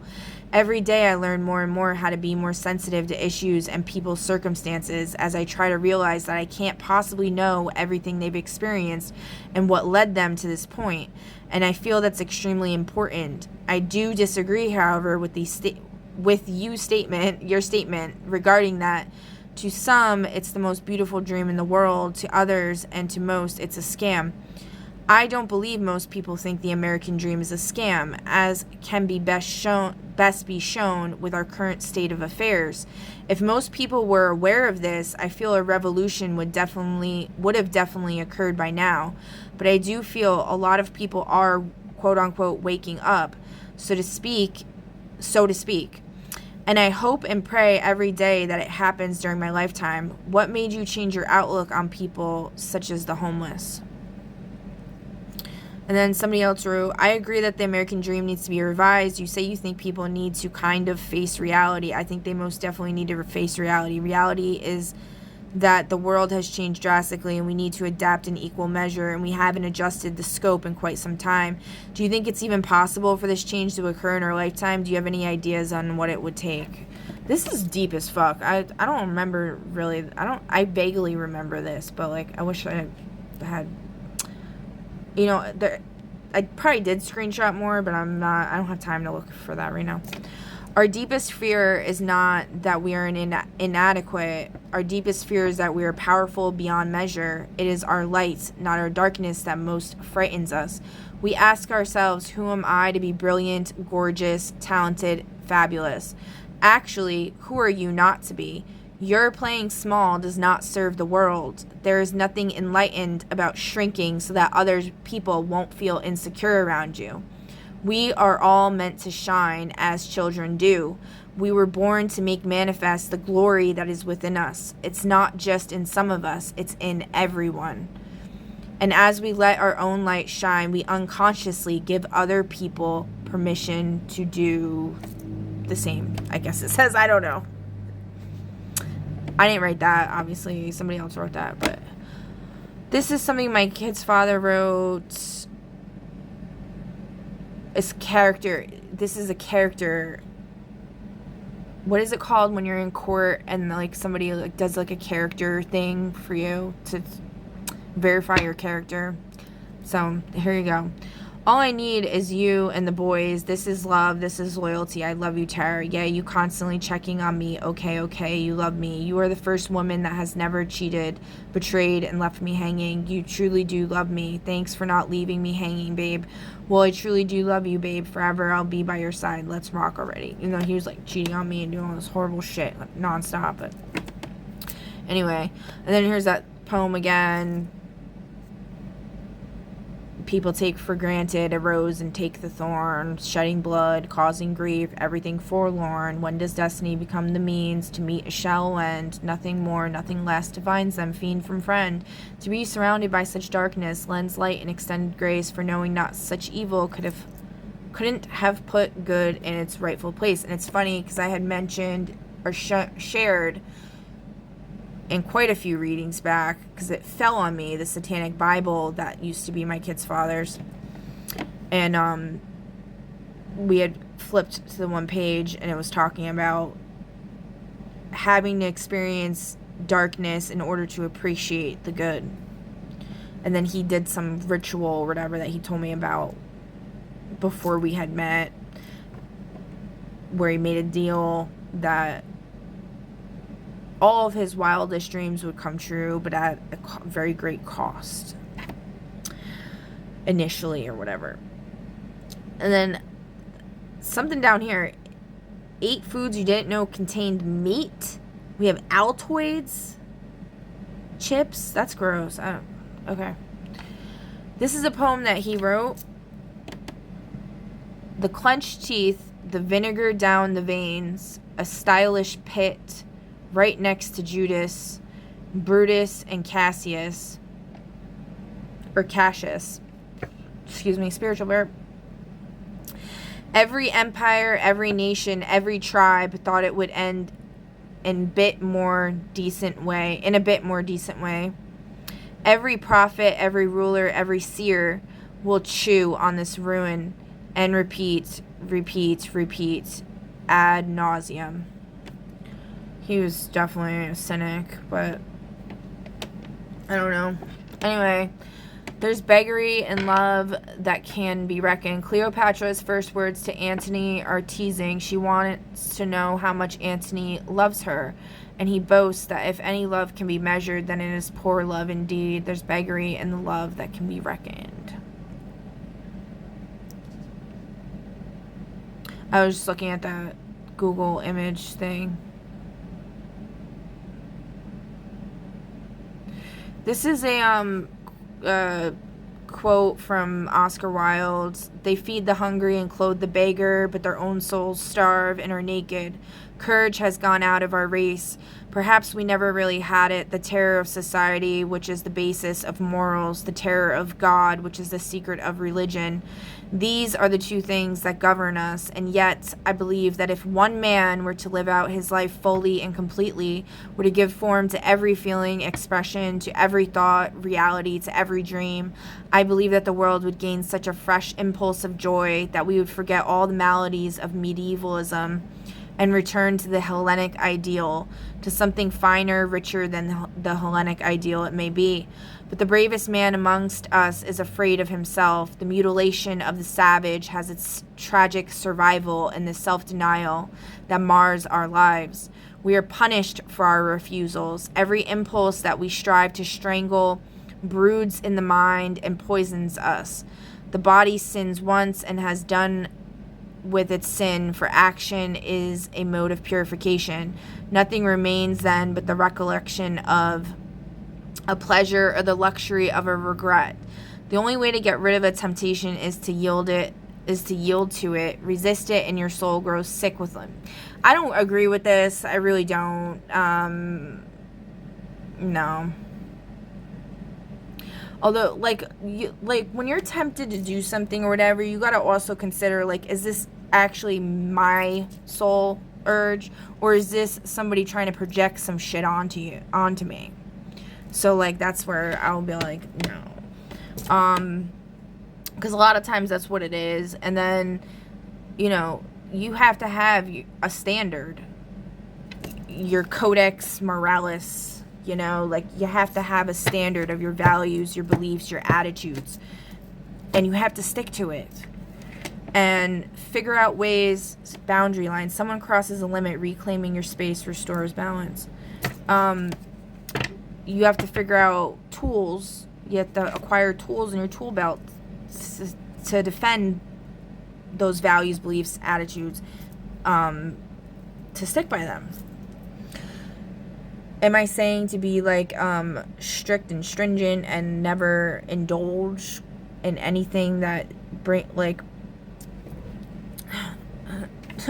life has many experiences and stuff, like, to offer, but the thing is to not go too crazy with it, right? And also, like, just use your morals. Like, you're not gonna want to go and on a mass murdering spree or some shit like that.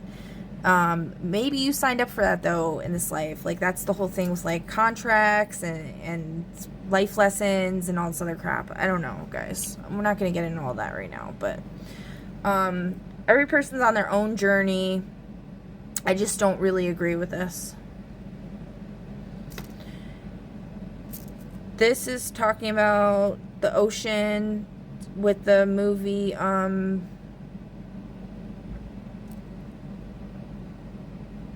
Moana. Te Ka, on the other hand, is a fiery and destructive lava demon who represents chaos, destruction, and anger after her heart is stolen. Te Fiti, and this is reminding me of the Dr. Moon story in Suicide Squad. Te Fiti transforms into Te Ka, a powerful force of nature that brings destruction to the islands. The characters of Te Fiti and Te Ka can be seen as two sides of the same coin, representing the dual nature of the natural world. This reminded me of Algol, the star of Algol as well. The beauty and creation as well as the chaos and destruction. The story of Moana revolves around restoring the balance between these two forces and bringing harmony back to the world. Yeah. It's interesting because my son, the one that I had so many issues with since he was like 4 years old, he was having serious issues. He loves that movie, or he did. He was like watching it on repeat over and over at some point. And you know, I really do like to look at the glass half full and things, and like he did, although he was torturing me and caused a lot of really bad stuff to happen, I feel like he did push me into sobriety and into getting more focused and not being in the sunken place as much. So, you know, I'm very grateful for him. And he's a true Aquarius, which is like for the people, you know. And the jar that I used for the anti-corruption spell was the one that he won for the candy thing, the trunk or treat. And the water that was in there is actually tropically, it's Capricorn super blue moon water, which is very rare, that blue moon. The last one was in 2009. But Vedically, or like where it actually was in the sky, is Aquarius. So, yeah, that's why I wanted to read that chart. But I'm gonna have to do another video for that because this is way too long.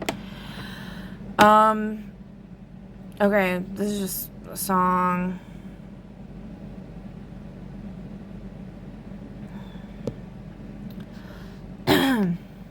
You can pause if you want to read this stuff. I don't know. It's just some songs that I liked. Alright, so this is the essay, and then I'm going to do the superpowers, and then we're done, okay? This is just a show, like, to highlight my ability to write, because people are talking shit, so we're just... I think I can write. This bitch can write, okay. Lately, I haven't been great at writing. I've been very blocked. I'm very restricted right now. I'm trying my best, okay? It's like, I'm really not doing great with that, but the art of poetry is a fine-tuned skill that can evoke mesmerizing images within the audience's mind's eye and uplift the spirit with the pleasurable cadence of sound and rhythm erected into the mind's ear. Both imagery and sound, whether implicit or explicit, has the vast potential to transport someone to limitless worlds, scenes, ideas, and periods in time and space. Through imagery, the poet explores the visual and pictorial realm of possibilities within concrete words that are able to communicate in a direct manner versus the mere explanation of a concept or idea. These image-related words, through their relatable and familiar forms, establish vivid visual impressions that trigger the imagination and enhance the experience to an extent that far outmatches any film or physical rendering. The audience feels as though they are witnessing the message firsthand through their mirror of the mind's receptivity to the unique form of information that's being presented. Through sound, the poet can produce a mood or form a tone. In perfect, true, or full rhyme, the poet produces a harmonic balance through words that share constant and vowel sounds, which is capable of eliciting a pleasurable response from the audience through the familiar sounds. I think I meant to say consonant? Consonant? I'm not sure. I wrote this a long time ago. I'm not brushed up on my poetry words. Okay, anyway. Through words that share consonant and vowel sounds, which is capable of eliciting a pleasurable response from the audience through the familiar sounds repeated at regular intervals. In contrast, when traditional rhyming techniques jar off into half, near, or slant rhyme, sharing either consonant or vowel sounds, but not both, the poet can establish a tone of discord or a mood of uneasiness or melancholy. Other forms of sounds poets may introduce include onomatopoeia, alliteration, consonants, assonance, and anaphora, all of which are designated to add varying special effects, compounding sound with meaning. The main component of sound within poetry worth mentioning is the value of acknowledging the stressed and unstressed syllables in each line. It is through this methodology it can be determined whether a poem is non-metrical or metrical, and one can recognize patterns of rhythm that the poet has implemented.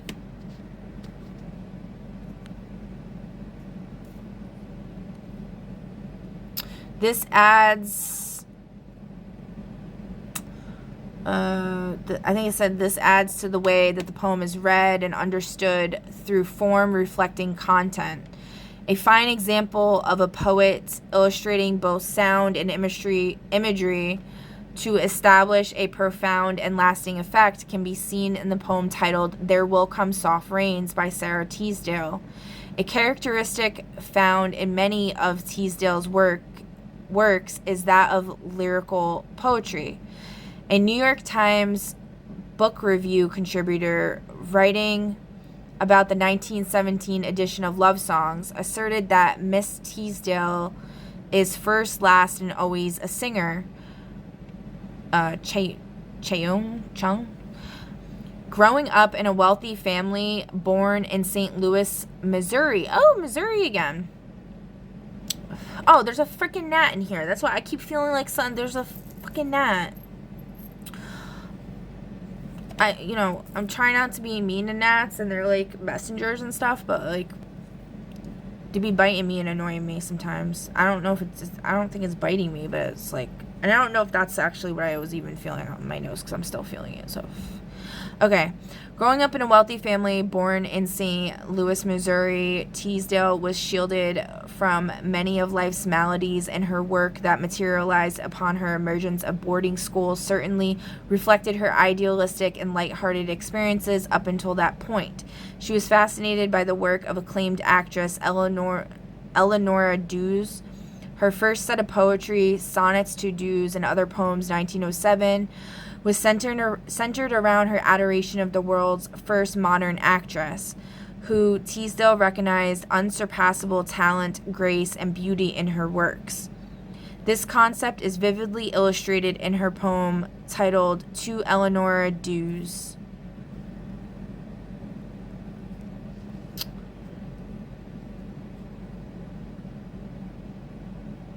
I don't know, this screenshots of my essay is kind of like choppy. Hold on. Okay, so here we are. I think whatever I was just reading was like I don't even know. That was like a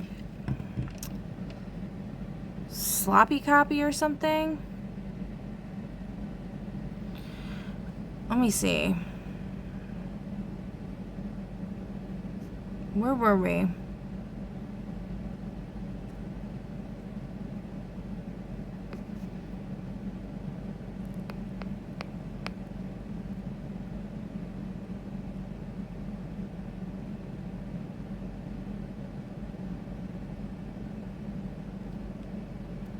Oh, I think because, like, I tended to write things, like, way longer than I needed to, and I would have to, like, chop them down. So I think that was, like, my first draft or something. Okay, so anyway, the audience feels as though they are witnessing the message. Okay, where were we? I still don't know.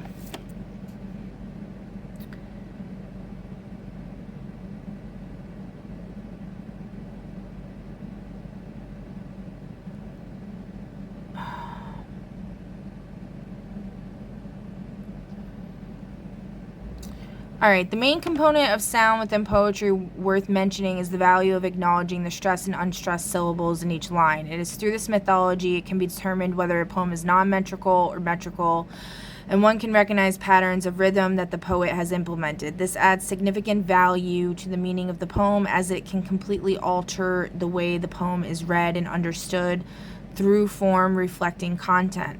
A fine example of a poem illustrating both sound and imagery to establish a profound and lasting effect can be seen in the poem titled There Will Come Soft Rains by Sara Teasdale. The imagery present in this poem is highly descriptive and provides an additional layer to the aura made definitive by this effect. The words Teasdale utilizes describe a familiar scene that is all too forgotten, a realm that is all too neglected, stating, "There will come." Teasdale, line 1. But aren't these things present in the world today as it is already known, or is Teasdale insinuating some other way that these things will come, such as their importance, their ability to not be forgotten or neglected? Whichever connotation Teasdale intended in the title of the poem and or the first stanza is something up for debate.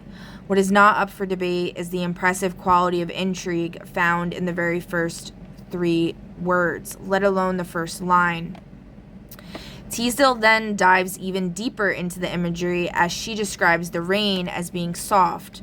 The reader can now decipher and distinguish the kind of rain, thunderstorm versus drizzle, for example. With this discernment, Teasdale adds the sense of touch, as the audience can not only see but feel the gentle showers that may happen on a warm spring day. The image is being made clear and precise, guiding the audience along the journey with vivid detail. In the second half of the first line, Teasdale gives us yet another image, this time of one that appeals to our sense of smell. The audience can imagine themselves walking outside somewhere in the wilderness on a warm spring day after it had just lightly rained, and smelling the dirt and the trees and the plants, becoming blissfully aware of that potent, fresh, and enduring aroma. Next, Teasdale appeals to our sense of sound through imagery. She describes birds flying in circles, but not just any birds, sparrows, a common bird with interesting symbolic meaning pertaining to love and Aphrodite. Stone. Although this symbology is not common knowledge, it does add a layer of depth to the tone of this perfect, blissful, pure, and natural scene. They are then described to be singing in such a delicate manner akin to the light that glistens off the waves of the ocean's waters. This image becomes animated in the mind's eye and ear of the audience due to its specific identifying features. We can now hear the delicate yet telling song of the sparrows as they circle their way through the sky. Excuse me. The second stanza is more of the same with similar effects, further enhancing the idyllic imagery and visions of sounds. The audience is now transitioned to nighttime, where their sense of hearing is combined with taste as the sounds of frogs ribbiting is introduced, and they could see a plum tree described as quote-unquote wild, filled with fruit that has not been grown conventionally on a farm with pesticides and intervention. They are described as being, quote, in tremulous white, end quote, further acknowledging their purity, which is often associated with the color white, on line 4. These descriptions appeal to the taste buds as one can imagine the juicy perfection inherent in this wild, unadulterated source of sustenance. Additionally, the adjective tremulous, quote-unquote tremulous, provides even more detail, as we can picture the tree as being shy, almost as if it's unsure of its place as a wild thing in a not-so-wild world. The use of color thus far in Teasdale's poem is worth mentioning.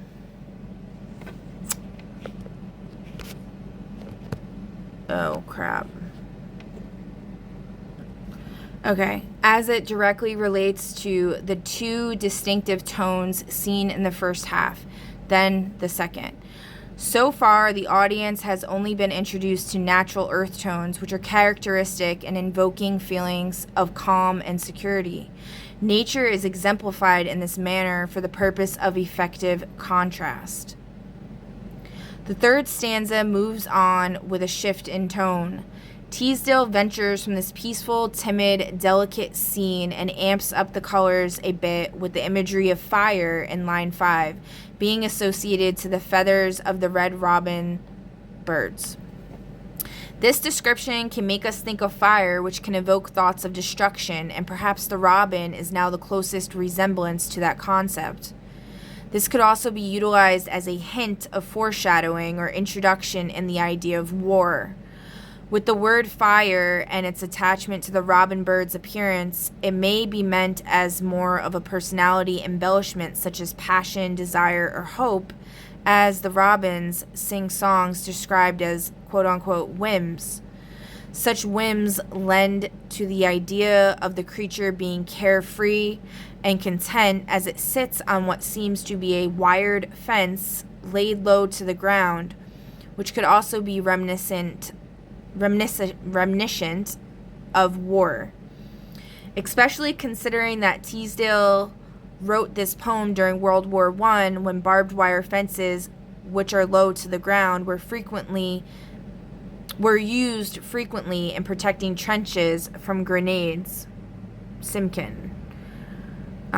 Or finally, it could just be a visual embellishment Teasdale placed here so we can vividly envision the feathers of the bird fanned out like the look of flames. This strong emphasis on a characteristic of the robin adds clarity and definition to the power behind the image, that nature is the main focus here, not man-made creations. Finally, the last three stanzas tie the rest of the poem together as the audience discovers that the message here is that of the comparison between man and nature, destruction and peace. Teasdale provides the image of nature in all its glory and wondrous beauty and fragility, stating how the creatures that take over after mankind is gone will not even notice. The robin's carefree whims are tied into stanza 3, when Teasdale states how not a single creature will know of the wars that had once plagued the land, and neither will they care when they are finally over. They will continue on with their existence as if nothing at all ever occurred. This stanza solidifies the imagery of peace. Then in stanza 5, this concept of peace is defined at the very non-existence of man. The audience is led to picture a world where not a single human being resides and where nature and all its creatures have taken over the planet. Despite the lack of human beings, nature will not suffer. Nature will flourish. In the last stanza, spring is personified into a living being described as quote-unquote herself. Teasdale. Nature is the new conscious being of the planet and has awakened to a new day with hardly a memory or longing for mankind. The audience can picture Mother Nature herself, quote-unquote, springing up from a long slumber, yawning as she raises up her arms into the bright blue sky and sighs as she resides in the utmost ease and splendor that lay out before her. This personification paints a vivid picture as to the life inherent in the springtime by establishing a layer of relatability and empathy via the feminine aspect that is being implemented. In terms of sound effects not previously mentioned in relation to the imagery, There Will Come Soft Rains is filled with literary sound devices, couplets with 4 feet in each line, and irregular stress patterns. The poem consists primarily of end rhyme, which is formed in couplets as each of the 6 2-line stanzas follow AA, BB, CC, DD, EE, and FF rhyme scheme. For example, in stanza 1, the words quote-unquote ground and quote-unquote sound end each of the 2 lines, combining similar vowel and consonant sounds. Each line throughout the entirety of the poem consists of a 4-foot metrical pattern, otherwise known as tetrameter. This choice of meter can be attributed to the main theme of the poem, which is based on the premise of nature, which is known to exhibit precise symmetry through various plants and creatures. However, the irregularity of stressed syllables versus unstressed syllables counteracts this presumption and would rather reflect the chaotic intricacies of mankind. The idea of nature versus man is the entire foundation this poem is built upon, so perhaps Teasdale chose this unique style with this in mind. This idea could also be reversed, as nature is known to be chaotic and unpredictable, and man relentlessly attempts to tame nature and maintain order and control, thus placing man into the purpose behind the consistent metrical feet and nature behind the erratic stressed versus unstressed syllables. Adding on to the appeal of this poem, There Will Come Soft Rains contains 4 literary devices that attribute to sound: alliteration, consonants, assonance, and anaphora. The first literary device that Teasdale incorporates is alliteration. This can be seen in the first stanza in the words soft, smell, swallows, circling, shimmering, and sound. This device is very useful in establishing a pleasant melodic effect within the stanza as the similar beginning sounds of the words roll off the tongue. Alliteration is also used in the third stanza in the words will, where, whistling, whims, and wire. Next, the use of consonants is present within stanzas 2 and 5. In stanza 2, there's frogs, pools, trees, and tremulous. In stanza 5, there is wood, bird, and perished. Strikingly similar to alliteration, consonants adds melodic effect.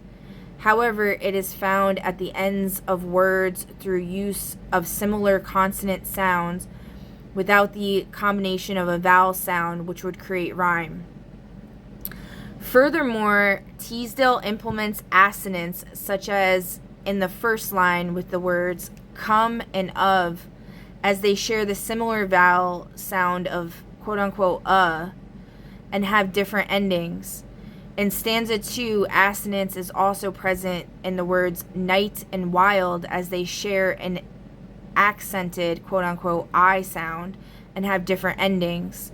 In stanza 3, there are the words where, feathery, and fence, which all share the silent unstressed quote-unquote E vowel sound and unstressed quote-unquote EA for where and feathery. Assonance adds a layer of intrigue by the cohesive charm in the sounds these words produce when read in sequence of one another. The list of literary devices in this short 6-stanza poem continues as the audience encounters Teasdale's shining use of anaphora in lines 7 and 9 with the words quote-unquote not one, as its repetition in the beginning of the sentence provides artistic effect. However, as a rhetorical device, the repetition of quote-unquote not one evokes emotion within the audience, just as in an impassioned speech. These 2 simple words can elicit such a passionate response in that they hold tremendous weight within their characterization of being entirely exclusionary. They prepare the audience for what's to come as the poem reaches its climactic ending in the idea of mankind no longer existing. The anaphora usage seen here is highly effective towards relaying the message Teasdale is trying to convey, which is that nature is not dependent nor yearning for man, yet the reverse cannot be said to be the same.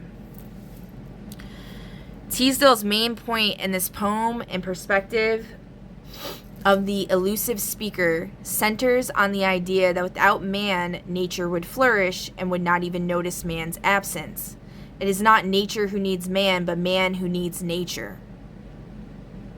The speaker has a calm and understated tone, merely stating facts and not attempting to propagate, but rather bring awareness to the intrinsic beauty in nature versus the ugliness of war. The very last line of the poem gives the biggest hint at the speaker's identity with the use of the word quote-unquote we when describing how Mother Nature would not even notice if we, in parentheses, mankind, were gone. This technique adds to the rebuke of the speaker as they assimilate with the audience upon making a profound statement against our misgivings. Without proper implementation of imagery and sound techniques, poetry would be bland, boring, and uninspired. Teasdale paid these practices their due diligence in the poem There Will Come Soft Rains, and undoubtedly achieved her goal of getting people to ponder the consequences of man's actions on nature and the reality that it is man who depends on this dynamic relationship for survival. Nature is the source of all life on Earth, which lends to its resilience and its impeccable ability to always find a way to overcome. Upon exploration into the vast and illuminating world of poetry, often underappreciated yet critically acclaimed, poet Sara Teasdale evokes emotion and depth of thought in such a way that it is difficult to not feel inspired. Despite her many critiques, and there were many, Teasdale was the first to win the Columbia Poetry Prize in 1918, which later would be renamed the Pulitzer Prize for Poetry. Cheong. A characteristic found in many of Teasdale's works is that of lyrical poetry. Quote unquote, a New York Times book review contributor writing about the 1917 edition of Love Songs asserted that Miss Teasdale, this was the other part, so I guess that screenshot I was reading off of before was just like missing a whole chunk. Okay.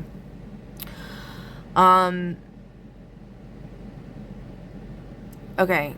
Writing about the 1917 edition of Love Songs asserted that Miss Teasdale is first, last, and always a singer.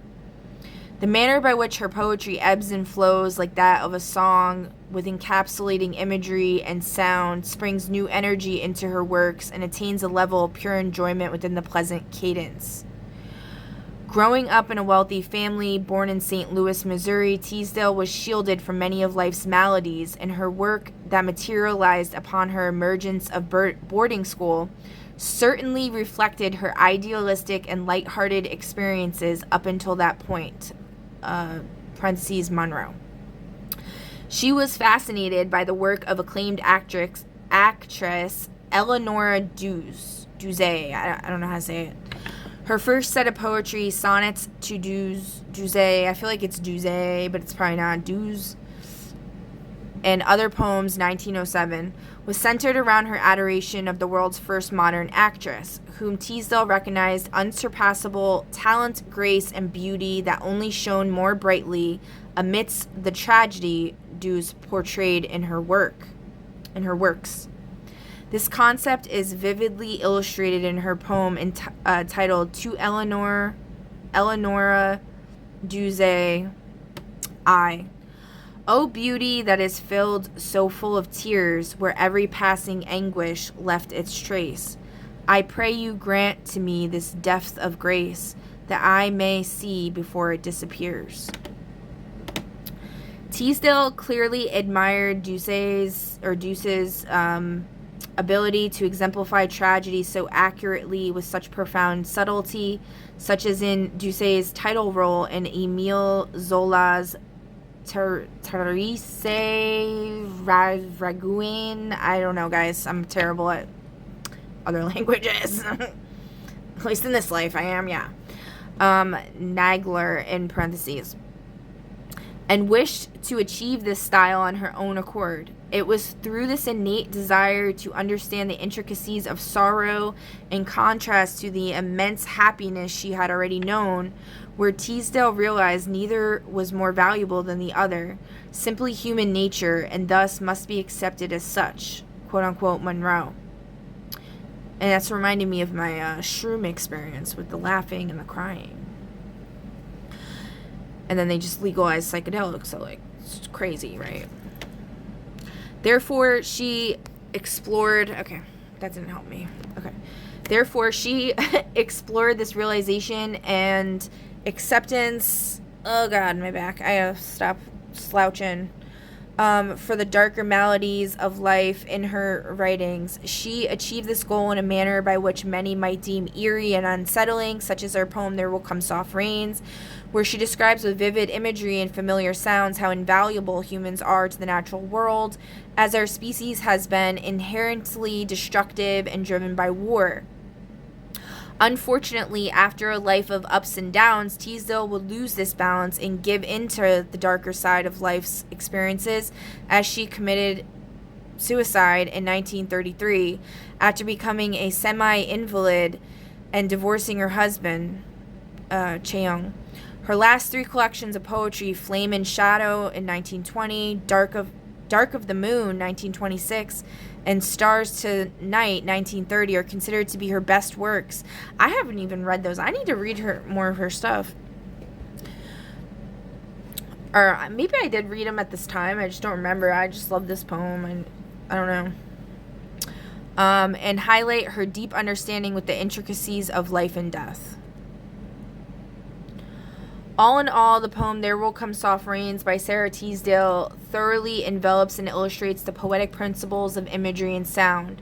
Through innately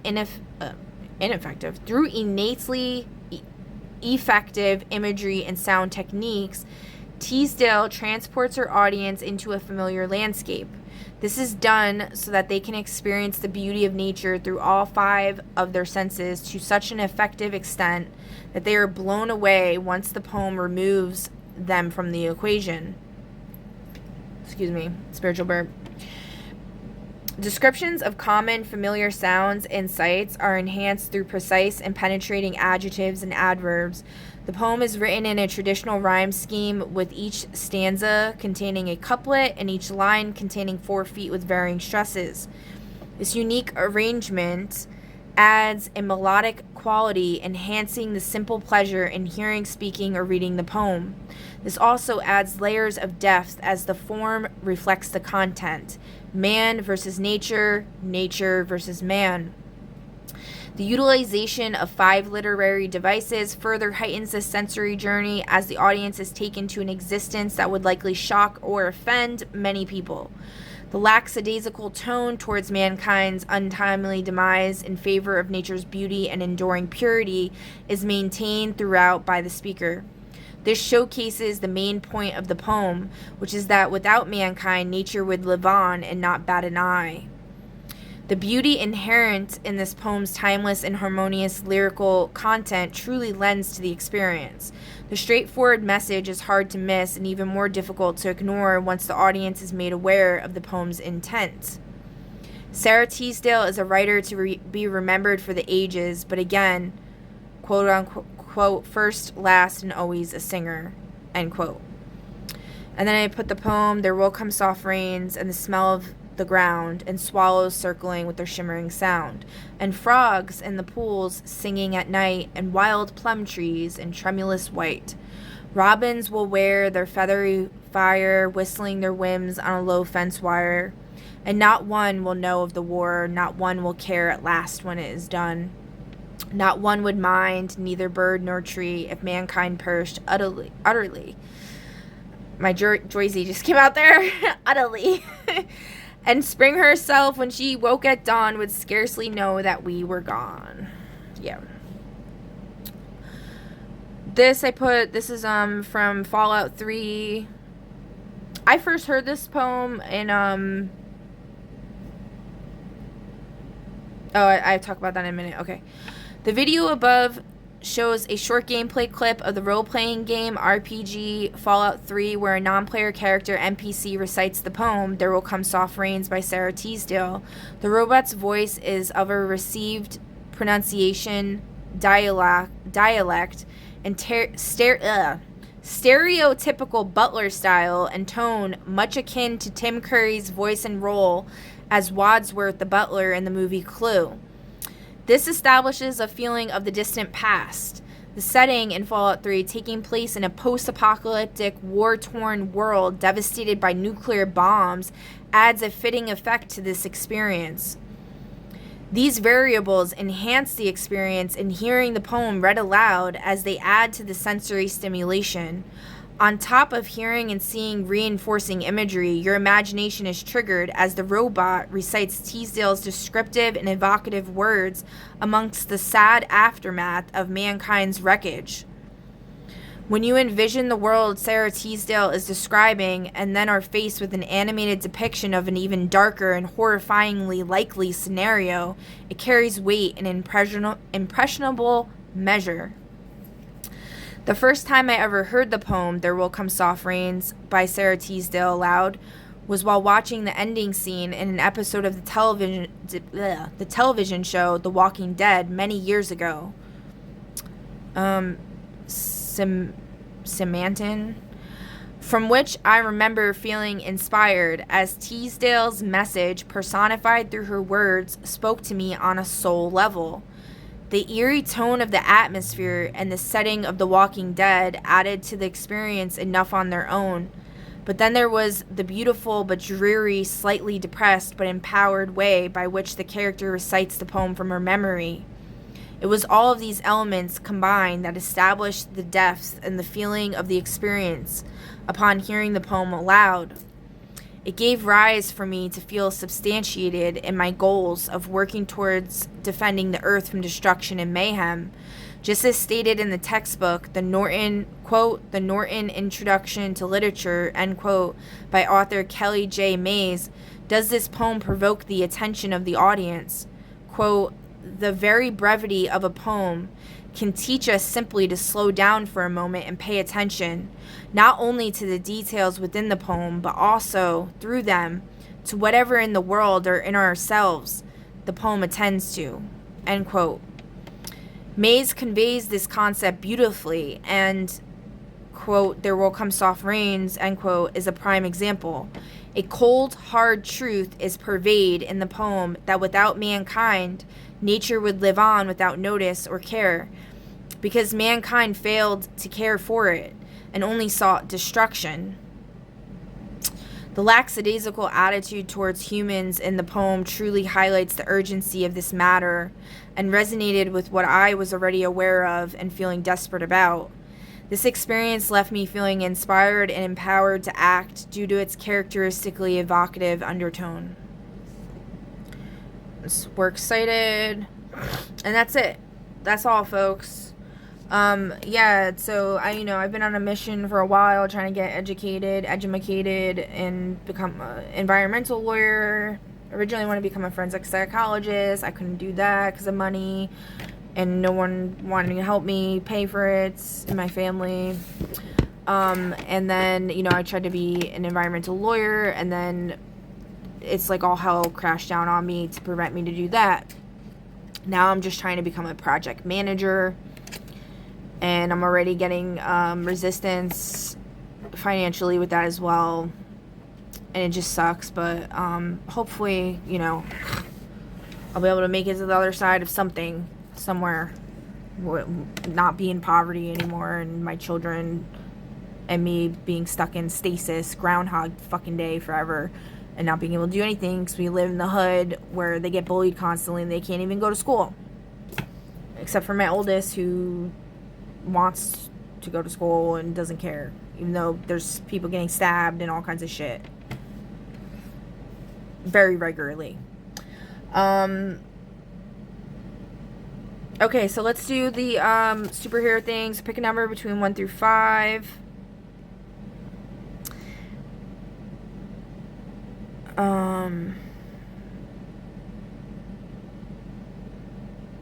Wait, so did we do this one?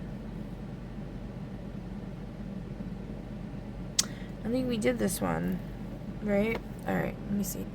All right, so number 1, you got 3, which is Solaris Vow, SOLARIS space VOW. Your colors are Gold Leaf, Ember Red, and Eclipse Black. You got 8 powers. Your first one is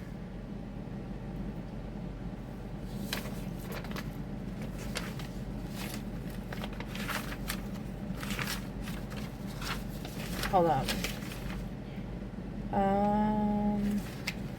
Leave that one.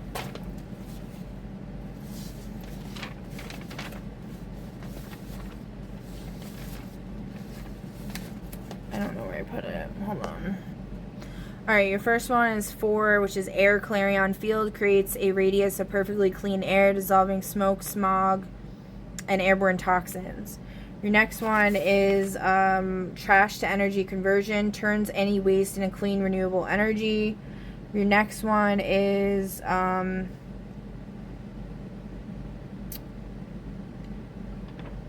Corruption Extraction. Pulls spiritual pollution from land affected by violence, neglect, or exploitation.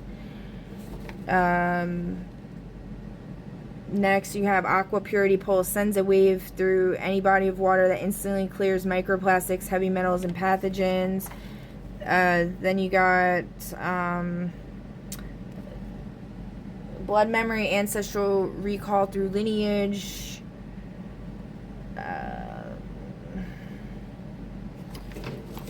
I did a double one here, so we just have to roll the dice. Okay, 21. You got Desert Bloom. Brings water and life to desertified or drought-stricken regions. That's a good one. I mean, these are all good, but... And 9, Fauna Revival. Revives weakened or endangered animals and restores their vitality. And then last but not least, you got...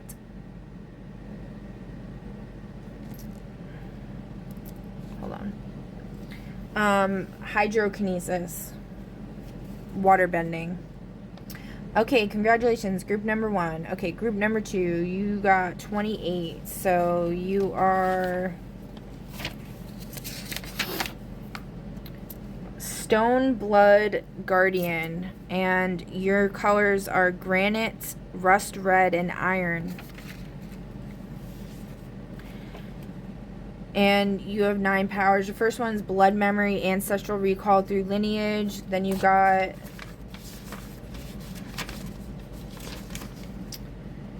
Cybernetic Interface. That's unique. Nobody else, I don't think anybody else got that one.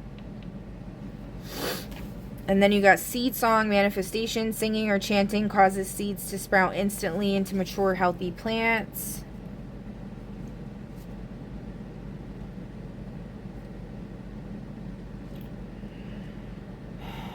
Nine.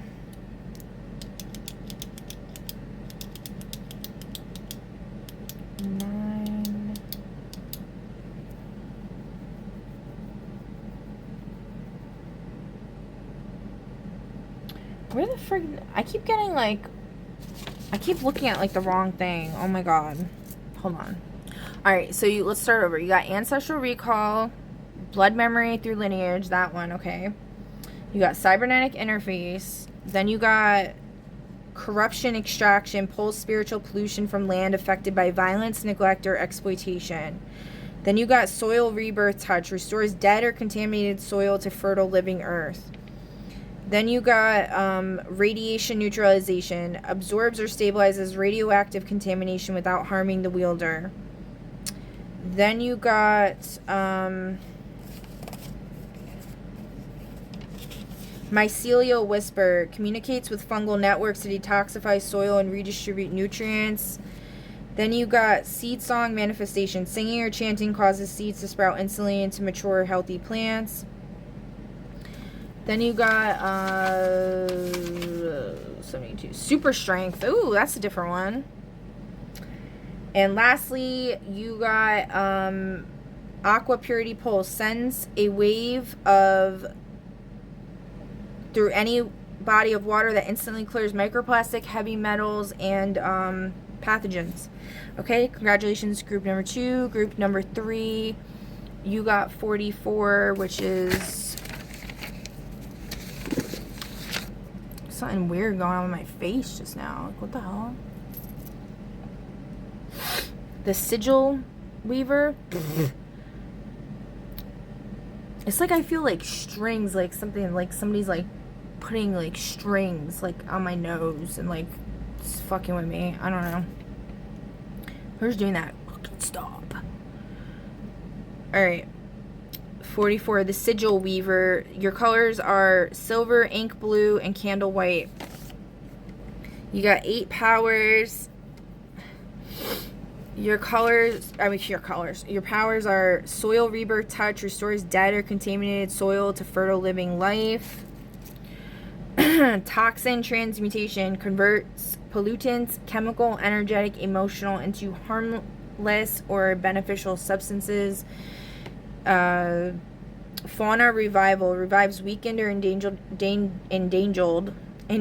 animals and restores their vitality. Then you got seed song manifestation. Singing or chanting causes seeds to sprout instantly into mature, healthy plants. Then you got blood memory, ancestral recall through lineage. You got mycelial whisper, communicates with fungal networks to detoxify soil and redistribute nutrients. I'm trying to talk really fast because I don't want this video to get cut off, which it probably will, but hopefully it won't.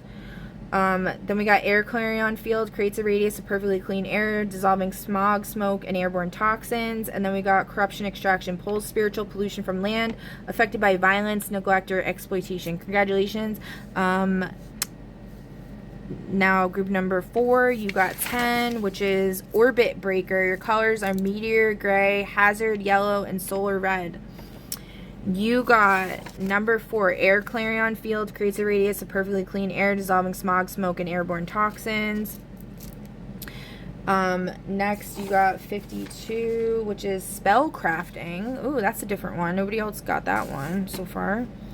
Then you got soil rebirth touch, restores dead or contaminated soil to fertile living life. Then you got blood memory, ancestral recall through lineage. Then you got 63, which is divine light channeling. I don't know if anyone got that one. I feel like maybe somebody did. Then you got toxin transmutation, converts pollutants, chemical, energetic, emotional, into harmless or beneficial substances. Then you got radiation neutralization, absorbs or stabilizes radioactive contamination without harming the wielder. Aqua Purity Pulse is next, sends a wave through any body of water that instantly clears microplastics, heavy metals, and pathogens. Then you got Fauna Revival, revives weakened or endangered animals and restores their vitality. Then you got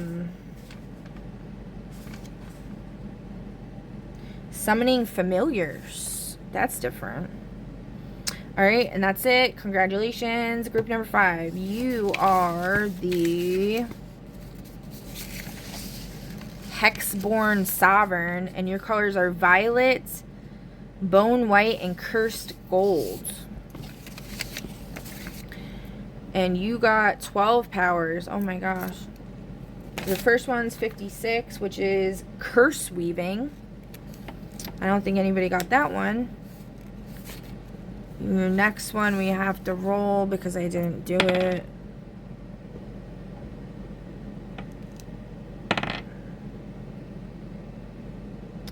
So that's 12 or 16. Time dilation, slower, accelerate time locally. Alright, then you got 9, which is Fauna Revival. Revives weakened or endangered animals and restores their vitality. Then you got 58, which is Reality Scripting. Minor narrative edits. That's pretty cool. And you got 95, which is Animal communication. Ooh, that's a really good one. You got blood memory, ancestral recall through lineage. Radiation neutralization, absorbs or stabilizes radioactive contamination without harming the wielder. Aqua purity pulse, sends a wave through any body of water that instantly clears microplastics, heavy metals, and pathogens. Corruption extraction, pulls spiritual pollution from land affected by violence, neglect, or exploitation. Forest heartbeat, syncs with the forest and accelerates its regrowth after fire, logging, or disease. Air clarion field, creates a radius of perfectly clean air, dissolving smog, smoke, and airborne toxins.